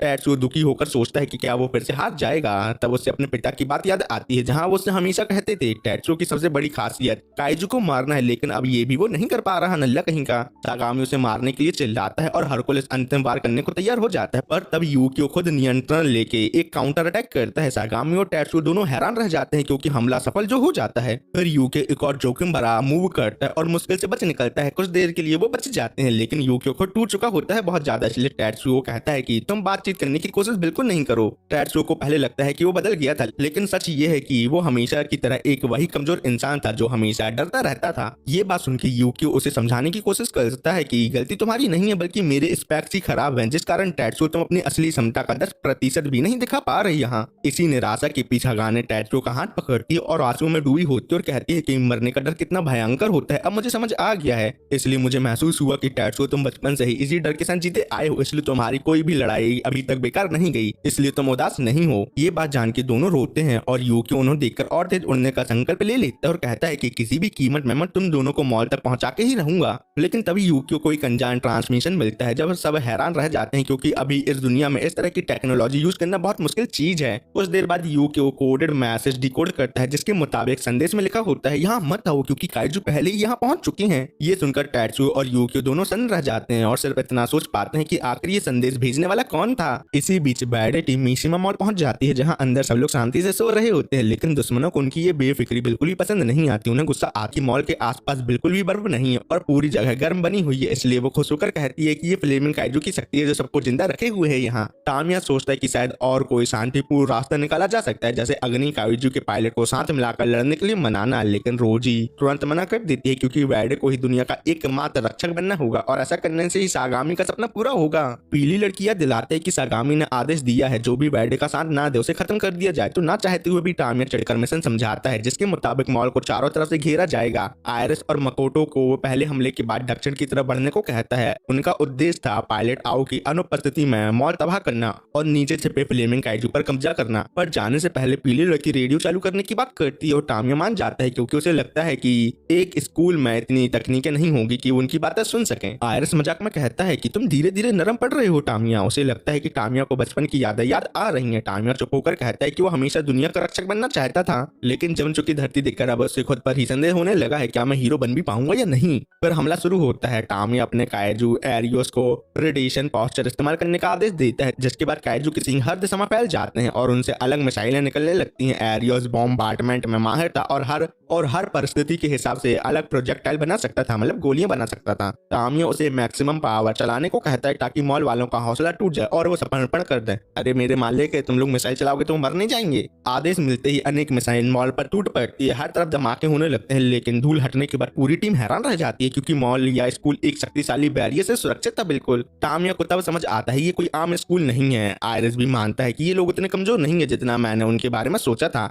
स्कूल को एंटी काइजू फोर्ट्रेस में बदल दिया गया था और उसका बैरियर पूरी तरह से सक्रिय हो गया था। अंदर बॉस को बताया जाता है कि एंटी काइजू बैरियर ठीक कम कर रहा है। बॉस इसे ऊर्जा की बर्बादी कहती है, लेकिन अब चिंता का समय नहीं था। इसी दौरान टाकामूरा राहत की सांस लेता है क्योंकि उनका संदेश टैचो तक पहुंच गया था, मतलब उनको संदेश भेजने वाला टाकामूरा था। बाहर तामिया बैरियर की शक्ति देखकर हैरान था। पीली लड़की याद दिलाते हैं कि बैरियर सैनिक मतलब आर्मी तकनीक होती है। आयरिस तुरंत समझ जाता है कि मॉल में किसी ने सालों पहले ही इस मॉल को काइजू के हमलों से बचाने के लिए तैयार करके रखा था। उसका अंदाजा बिल्कुल सही निकलता है क्योंकि स्कूल से मिसाइल बाहर आने लगती हैं। बॉस के आदेश पर हमला शुरू होता है। मिसाइल सीधा दुश्मनों की तरफ बढ़ती हैं, लेकिन टामी अपना लब बजूका मल्टी मिसाइल चला देता है। एरियोस के सींग 100 टुकड़ों में टूटकर हर मिसाइल को आसमान में ही तबाह कर देते हैं। मॉल के सारे मिसाइल गिरा दिए जाते हैं, लेकिन बॉस बिना डरे फायरिंग जारी रखने को कहती है अपने आदमी से। आयरिस बहुत ही ज्यादा खुश होता है क्योंकि मिशिमा मॉल बहुत ज्यादा जबरदस्त प्रतिरोध कर रहा था। वो अपने काइजू को बैरियर पर हमला करने का आदेश देता है और बैरियर जोर जोर से हिलने लगता है, जिससे ऑपरेटर बहुत ही ज्यादा घबरा जाता है, लेकिन बॉस उसे शांत रहकर फायरिंग जारी रखने को कहती है।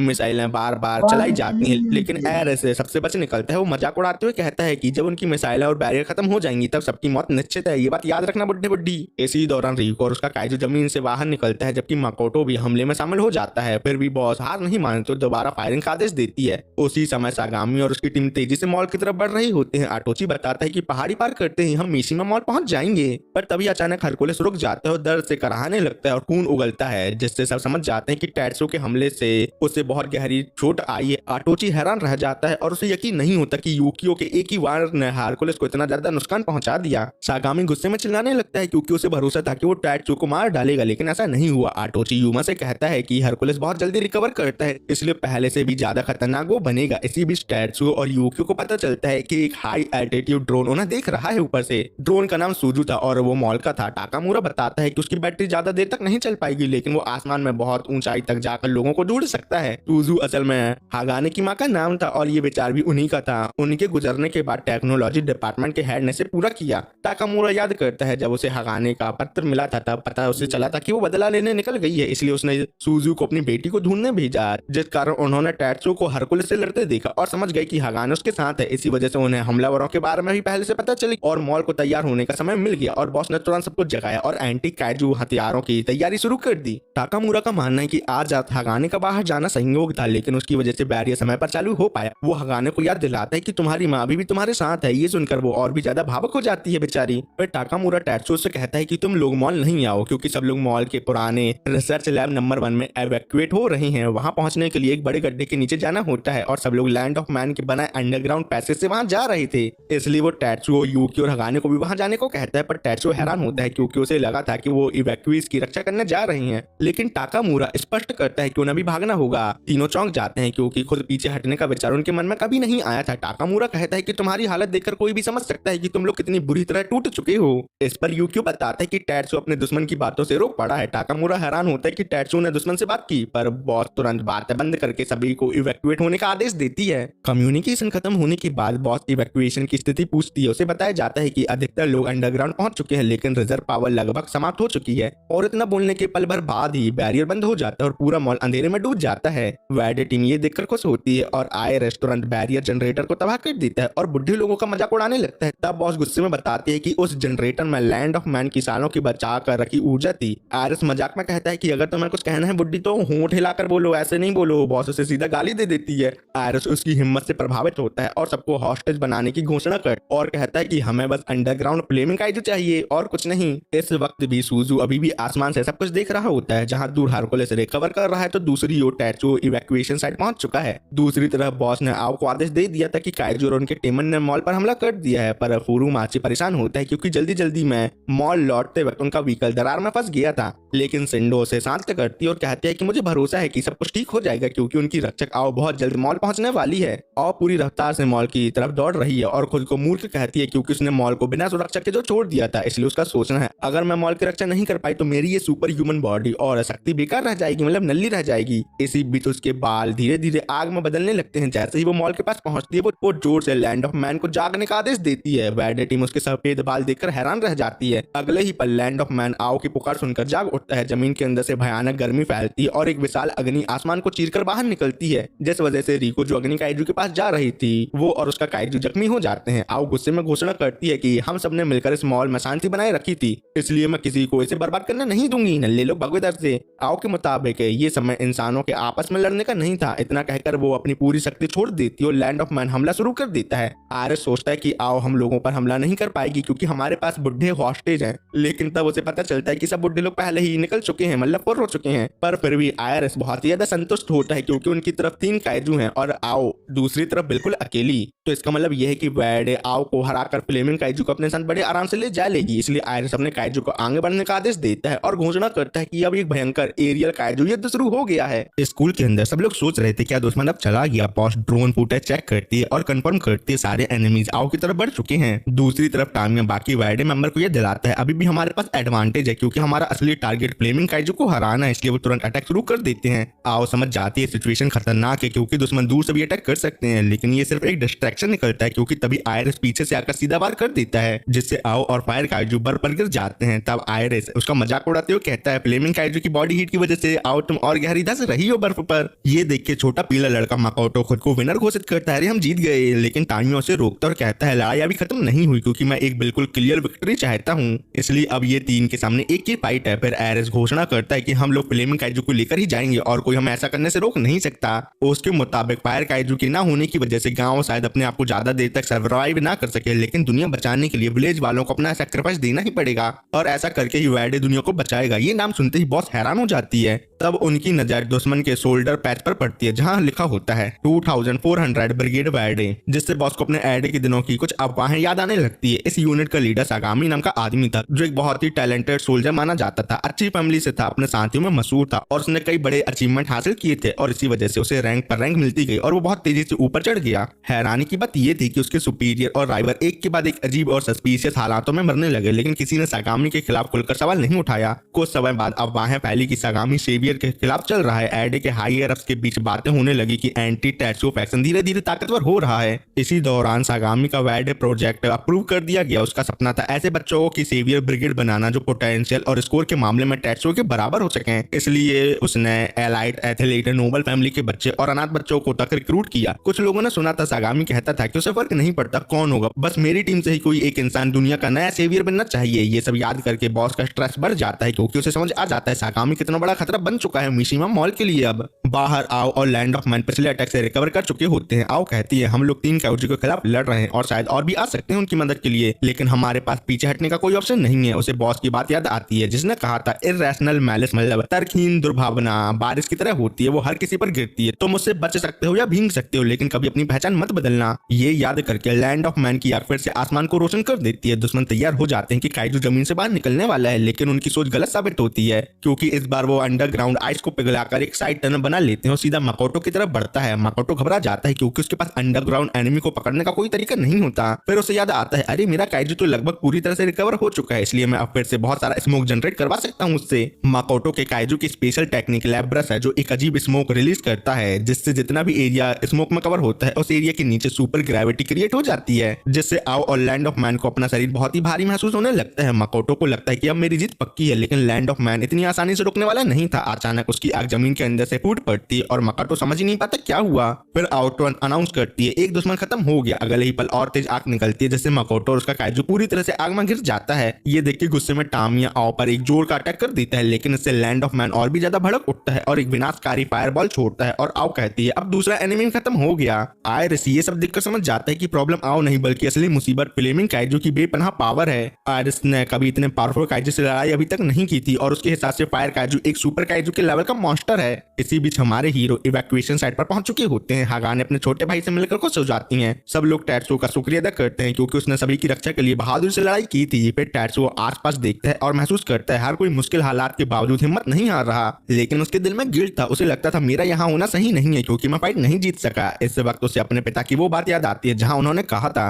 टैट्सुओ तुम्हारी कीमत तब तक बस है जब तक तुम काइजू को हरा सकते हो। तभी टैट्सुओ नोटिस करता है कि आइस सीलिंग काफी पतली है और अगर दुश्मन ने अटैक कर दिया तो सबको कैसे बचाएगा। यूक्यो भाई भी सेम यही बात सोच रहे होते हैं और फिर टैट्सुओ से वो माफी मांगता और कहता है मेरे कटपट जाने की वजह से हालात अब ये हो गए हैं कि टैट्सुओ तुम बैटलफील्ड में लड़ाई नहीं कर सकते, इसलिए सॉरी। इसी दौरान उनकी नजर स्क्रैप मेटल, एक इलेक्ट्रिक फर्नेस और एक जाइंट प्रिंटर पर पड़ती है। इतना ही नहीं वहाँ स्नोमैन सीरीज रोबोट के पार्ट भी रखे होते हैं। तब ट्विन भाई बताते हैं कि ये सब पुराने मटेरियल है और पहले टेक डिपार्टमेंट चीफ ने ये मशीन बनाई थी। उनके मुताबिक अगर स्क्रैप मेटल को पिघलाया जाए तो वो ट्यूब के थ्रू 3D प्रिंटर में जाकर नए पार्ट बना सकता है। पर प्रॉब्लम ये है कि बहुत सालों से इस लैब में इलेक्ट्रिसिटी ही नहीं है, ऊपर से ये मशीन इतनी ज्यादा एनर्जी कंज्यूम करती है कि उसे सिर्फ एक बार ही बड़ी मुश्किल से चलाया गया था।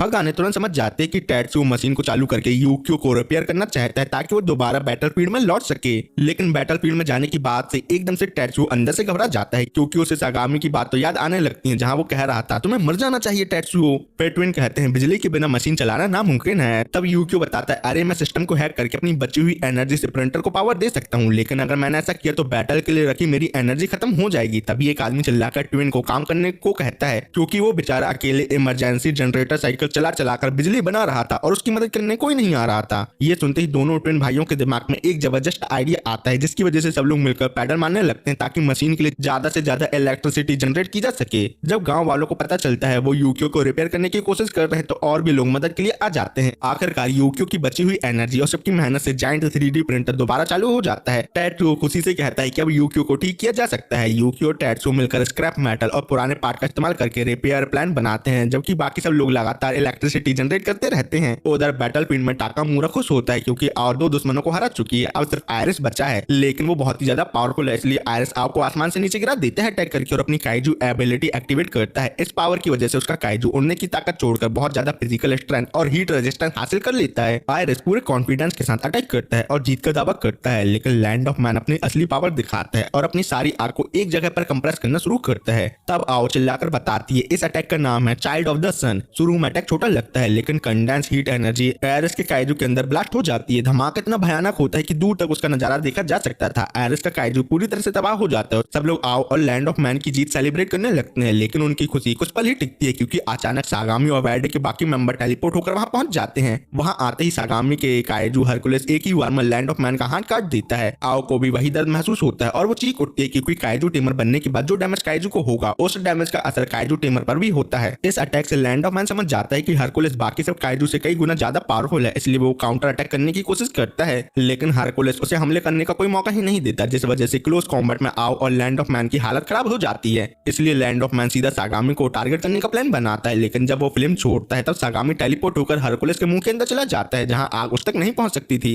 इसके बाद हरकुलिस लगातार अटैक करता है और आओ समझ नहीं पाती कि सागामी उसके हर मूव को पहले से ही कैसे जान लेता है। मतलब आओ और फायर काइजू के हमले करने से पहले उसका काउंटर अटैक सागामी कर देता है। लैंड ऑफ द मैन पूरी तरह से पिटने के बाद भी आओ से चाइल्ड ऑफ द सन दोबारा यूज करने को कहता है, पर आओ ऐसा करने से मना कर देती है और कहती है इस अटैक के लिए हम दोनों का एक साथ कंसंट्रेशन करना बहुत ही ज्यादा जरूरी है और ऐसे हालात में तुम कंसंट्रेट नहीं कर पाओगे। तभी सागामी उसके एग्जैक्ट शब्दों को पहले ही बोल देता है, जिससे आओ हैरान रह जाती है। सागामी कहता है मैं तुम दोनों को नहीं मारूंगा अभी, बल्कि पहले मैं अपने साथियों का बदला लूंगा जिन्हें तुमने कुत्ते की तरह हराया है। फिर हरकुलिस के हमलों से लैंड ऑफ मैन और आओ दोनों बहुत ज्यादा डैमेज लेते हैं। इसी बीच आटोची आता है और खुशी से कहता है फ्लेमिंग काइजू के कब्जे में आ जाएगा, जिसकी मदद से हम बैडे वाले टोक्यो के आर्टिक रीजन में घुसेंगे और ह्यूमनॉइड वेरिएंट को हराकर दुनिया के सेवियर बन जाएंगे। पर तभी आओ सागामी को विलन कहती है, जिससे सागामी को अपना पास्ट याद आ जाता है। साल 2031 में उसे एलाइट पायलट स्कोर नहीं मिला था, लेकिन उसने सेवियर बनने का सपना कभी नहीं छोड़ा, इसलिए उसने अपने इस सपने को पूरा करने के लिए वैड प्रोजेक्ट शुरू किया। सागामी का मानना था कि नए बच्चों और नए रोबोट की मदद से वो टैट्सू को रिप्लेस करके खुद नया सेवियर बन सकता है। वापस प्रेजेंट में सागामी कहता है उसे विलन बुलाया जाना बुरा नहीं लगता, उसके हिसाब से बड़े आइडल्स रखने के लिए कभी कभी गलत तरीके भी अपनाने पड़ते हैं।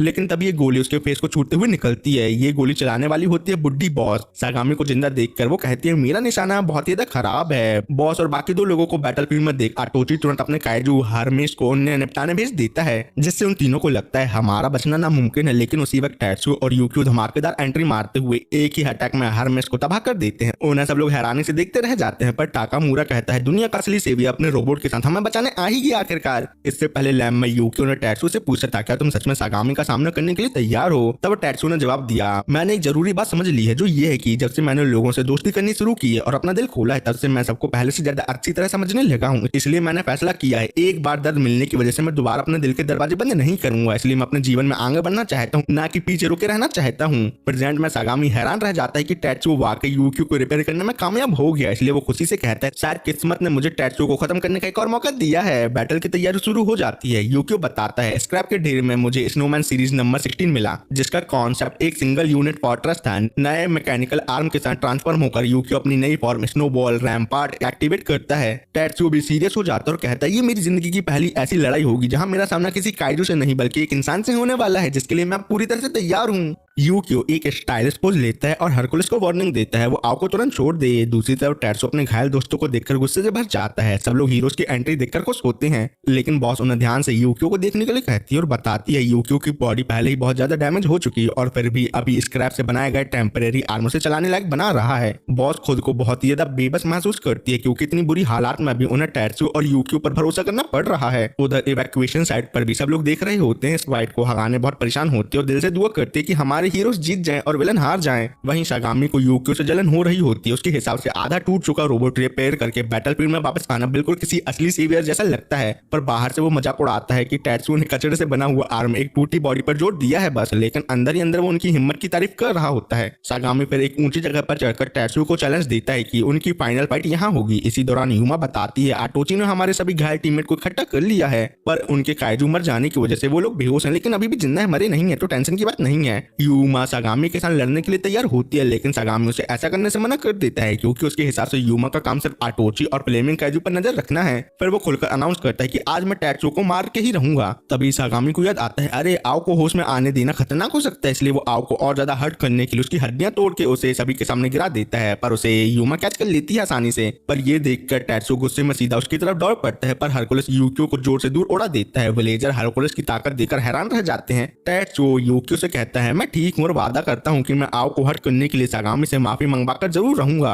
अब टैट्सू और यूक्यू एक साथ हमला करते हैं। सागामी नोटिस करता है कि दोनों अपने राइट आर्म के जेट बूस्टर का यूज करके खुद को आगे बढ़ा रहे हैं। हरकुलिस उनके अटैक डॉज कर लेता है, लेकिन यूक्यू अपना नया वेपन निकालता है जिसका नाम होता है स्नोमैन टोमाहॉक। अपने नए वेपन से वो सीधा हरकुलिस की गर्दन पर वार करता है, पर उनका अटैक ब्लॉक हो जाता है। लेकिन अटैक की पावर इतनी ज्यादा होती है कि हरकुलिस को पीछे हटना पड़ता है। सागामी समझ जाता है कि एक्स्ट्रा स्पीड की वजह से अटैक की स्ट्रेंथ और भी ज्यादा बढ़ गई है। अगला अटैक आता है तो हरकुलिस पीछे डॉज करता है, लेकिन टैट्सू टैट्सू ने पहले ही ये प्रेडिक्ट कर लिया था, इसलिए अपने प्लान के हिसाब से उसका टोमाहॉक अचानक एक्सटेंड हो जाता है, जिससे बचने के लिए हरकुलिस को और पीछे हटना पड़ता है। और इसी ओपनिंग का फायदा उठाकर टैट्सू जेट पावर पंच मार देता है हरकुलिस पर। हरकुलिस इस नए अटैक से बड़ी मुश्किल से बच पाता है और सागामी समझ जाता है अगर हरकुलिस के 4 पैर ना होते तो वो अटैक सीधा उसे लग गया होता। जब हरकुलिस डिस्टेंस बनाने की कोशिश करता है तब टैट्सू यूकियो को टोमाहॉक वापस खींचने का ऑर्डर देता है। वापस आते हुए ब्लेड हरकुलिस के सर के पिछले हिस्से को काट देता है, जिससे सागामी को एहसास होता है कि रिपेयर्ड यूकियो पहले से भी कई ज्यादा डेंजरस बन गया है। यूकियो कहता है हम दोनों ने हर एक काइजू बैटल नहीं जीती, लेकिन हम दोनों कभी भी एक ही दुश्मन से 2 बार नहीं हारे हैं। ये सुनकर सागामी शॉक हो जाता है और अब उसे समझ आ जाता है कि टैट्सू और यूकियो ने अपनी फाइटिंग स्टाइल को इवॉल्व कर लिया है, इसलिए अगर वो एक अटैक से बच भी गया तो अगला अटैक तुरंत उसका इंतजार करेगा और एक छोटी सी गलती भी उसकी जान ले सकती है। और इस बात से सागामी को और भी ज्यादा जलन महसूस होती है, क्योंकि टैट्सू ना सिर्फ लड़ रहा है बल्कि बैटल के बीच में परफेक्ट स्ट्रेटेजी भी बना रहा है। मजबूरन सागामी को भी मानना पड़ता है कि शायद यही एक असली सेवियर की पहचान होती है।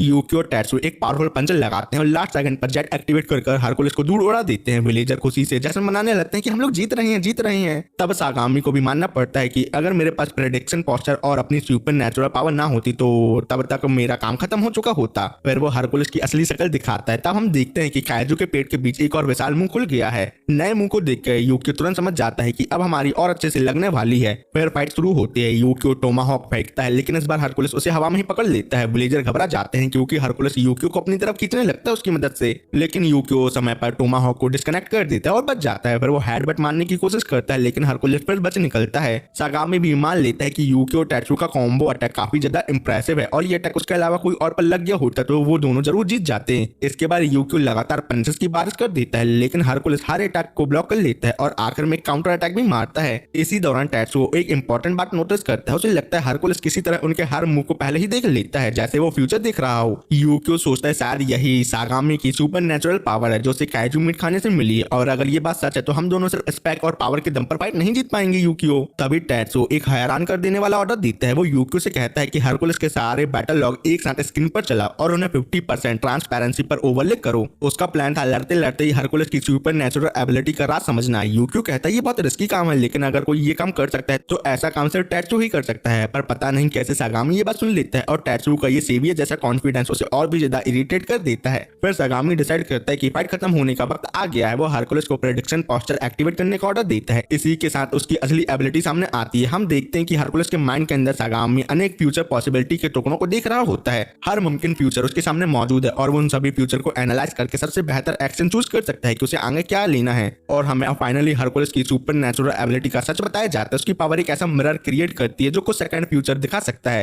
क्योंकि फ्यूचर में सिर्फ सागामी के एक्शन इफेक्ट्स नहीं होते, इसलिए मिरर कई टुकड़ों में टूट जाता है और हर एक टुकड़ा एक अलग पॉसिबिलिटी दिखाता है। जैसे अगर वो देखते हैं कि लेफ्ट हमला डॉज करने पर उसे एक्स लगने वाला है तो वो उस फ्यूचर को रिजेक्ट करके दूसरा ऑप्शन चूज करता है। हर चॉइस के बाद नए फ्यूचर ब्रांचेस खुल जाते हैं और वो लगातार सबसे बेस्ट रूट सिलेक्ट करता है। इसी वजह से अगर जीतने का एक भी चांस हो तो सागामी उसे दूर कर जीत ही सकता है किसी भी तरह। लेकिन इस पावर की एक बड़ी वीकनेस ये है कि अगर सागामी 10 सेकंड से ज्यादा फ्यूचर देखता है तो उसकी बॉडी पर बहुत ज्यादा भार पड़ता है। अचानक सागामी खून उगलने लगता है, लेकिन फिर भी रुकने को तैयार नहीं होता। वो हर पॉसिबल फ्यूचर में चेकमेट ढूंढने लगता है, पर इसी वजह से सागामी का शरीर टूट रहा होता है। पर वो कहता है कि जब तक जीतने का 100% रास्ता नहीं मिल जाता तब तक मैं फ्यूचर देखता रहूंगा। सागामी के लिए टैट्सू हमेशा से वो इंसान रहा है जिसे हर हाल में उसे हराना जरूरी है, चाहे पर ऐसा करने के लिए उसे अपनी जान ही क्यों ना देनी पड़े। बैटल और भी ज्यादा इंटेंस हो जाती है। इसी के साथ टैट्सू लगातार अटैक करता रहता है और साथ ही हरकुलिस के मूवमेंट को एनालाइज भी कर रहा होता है। उसे समझ नहीं आ रहा होता कि कुछ अटैक ही क्यों लैंड हुए जबकि बाकी सब फेल हो गए। तभी हरकुलिस टैट्सू के पंच को स्प्रिंग बोर्ड की तरह यूज करता है और आसमान में जंप मार देता है। पर सागामी खुशी से चिल्लाता है क्योंकि उसे फाइनली अपना विनिंग फ्यूचर मिल गया था। ये फ्यूचर 74 सेकंड आगे है, पर उस फ्यूचर में सागामी की जीत 100% पक्की है। अपने प्लान के हिसाब से हरकुलिस पलट कर जबरदस्त अटैक करता है, जिस वजह से टैट्सू और यूकियो उसके सामने दबने लगते हैं और जोर से जमीन पर गिर जाते हैं। सागामी अनाउंस करता है अब सिर्फ 50 सेकंड बचे हैं। यूकियो एक्सटेंडेड पंच से काउंटर करने की कोशिश करता है, लेकिन हरकुलिस पहले से ही इस अटैक के लिए तैयार होता है। सागामी पर मजाक उड़ाते हुए कहता है कि टैट्सू तुम्हारी हर कोशिश बेकार है क्योंकि तुम दोनों पहले ही मौत के रास्ते पर चल चुके हो। मेरे हिसाब से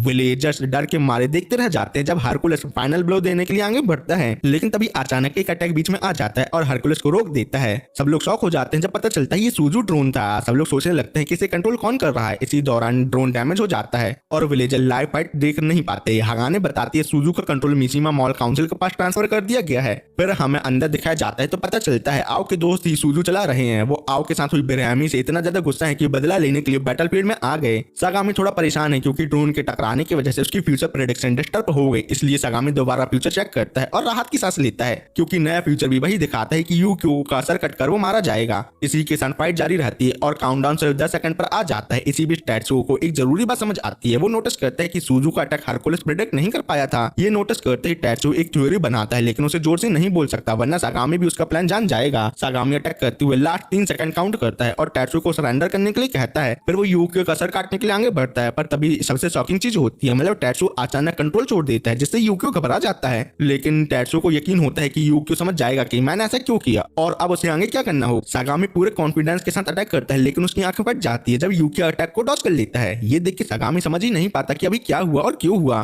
तो टैत्सुओ हमें फिर अपनी एनालिसिस एक्सप्लेन करता है। इतनी सारी अटैक के दौरान सिर्फ 2 अटैक ही हरकुलिस को लगे थे, एक ड्रोन का अटैक और दूसरा यूक्यो का स्पॉन्टेनियस अटैक जब वो पहली बार मिले थे। इन दोनों अटैक में एक चीज कॉमन थी, ये अटैक किसी लिविंग बीइंग के डायरेक्ट एक्शन नहीं थे। तब टैत्सुओ को समझ आया कि हरकुलिस सिर्फ लिविंग बीइंग के एक्शन प्रेडिक्ट कर सकता है। वो पायलट के फिंगर मूवमेंट, पैडल मूवमेंट और कंट्रोल इनपुट देखकर फ्यूचर कैलकुलेट करता है, लेकिन इन ऑर्गेनिक या सेल्फ ड्रिवन एक्शन उसकी प्रेडिक्शन के बाहर होते हैं। मतलब सागामी जिंदा इंसान को एनालाइज करके ये पता लगा सकता है कि वो आगे कौन सा हमला करने वाला है, लेकिन किसी रोबोट के साथ वैसा नहीं कर सकता। यही समझने के बाद टैत्सुओ ने अपनी विनिंग स्ट्रेटेजी बना ली। सही वक्त पर यूक्यो ने कंट्रोल लॉक कर दिया और खुद अपनी बॉडी कंट्रोल करने लगा। अब टैत्सुओ यूक्यो को कंट्रोल नहीं कर रहा था, इसलिए हरकुलिस फ्यूचर प्रेडिक्ट नहीं कर पा रहा था। अगले ही पल यूक्यो एक विशालकारी अटैक लगाता है, जिससे हरकुलिस को क्रिटिकल डैमेज पहुंचता है। सागामी हैरान रह जाता है और समझ जाता है कि अब यूक्यो खुद पायलट कर रहा है। फिर भी सागामी हार मानने को तैयार नहीं होता। उसका दिमाग अब भी सेवियर बनने के सपने में उलझा हुआ था, इसलिए वो एक आखिरी अटैक करने की कोशिश करता है, लेकिन इस बार टैत्सुओ कंट्रोल संभाल लेता है और अटैक डॉज कर देता है खुद ही। फिर टैत्सुओ यूक्यो का शुक्रिया अदा करता है और कहता है फाइट खत्म हो चुकी है, इसलिए अब चाहे सागामी मेरे मुंह प्रेडिक्ट कर भी ले तब भी उससे उसे कोई फायदा नहीं होगा।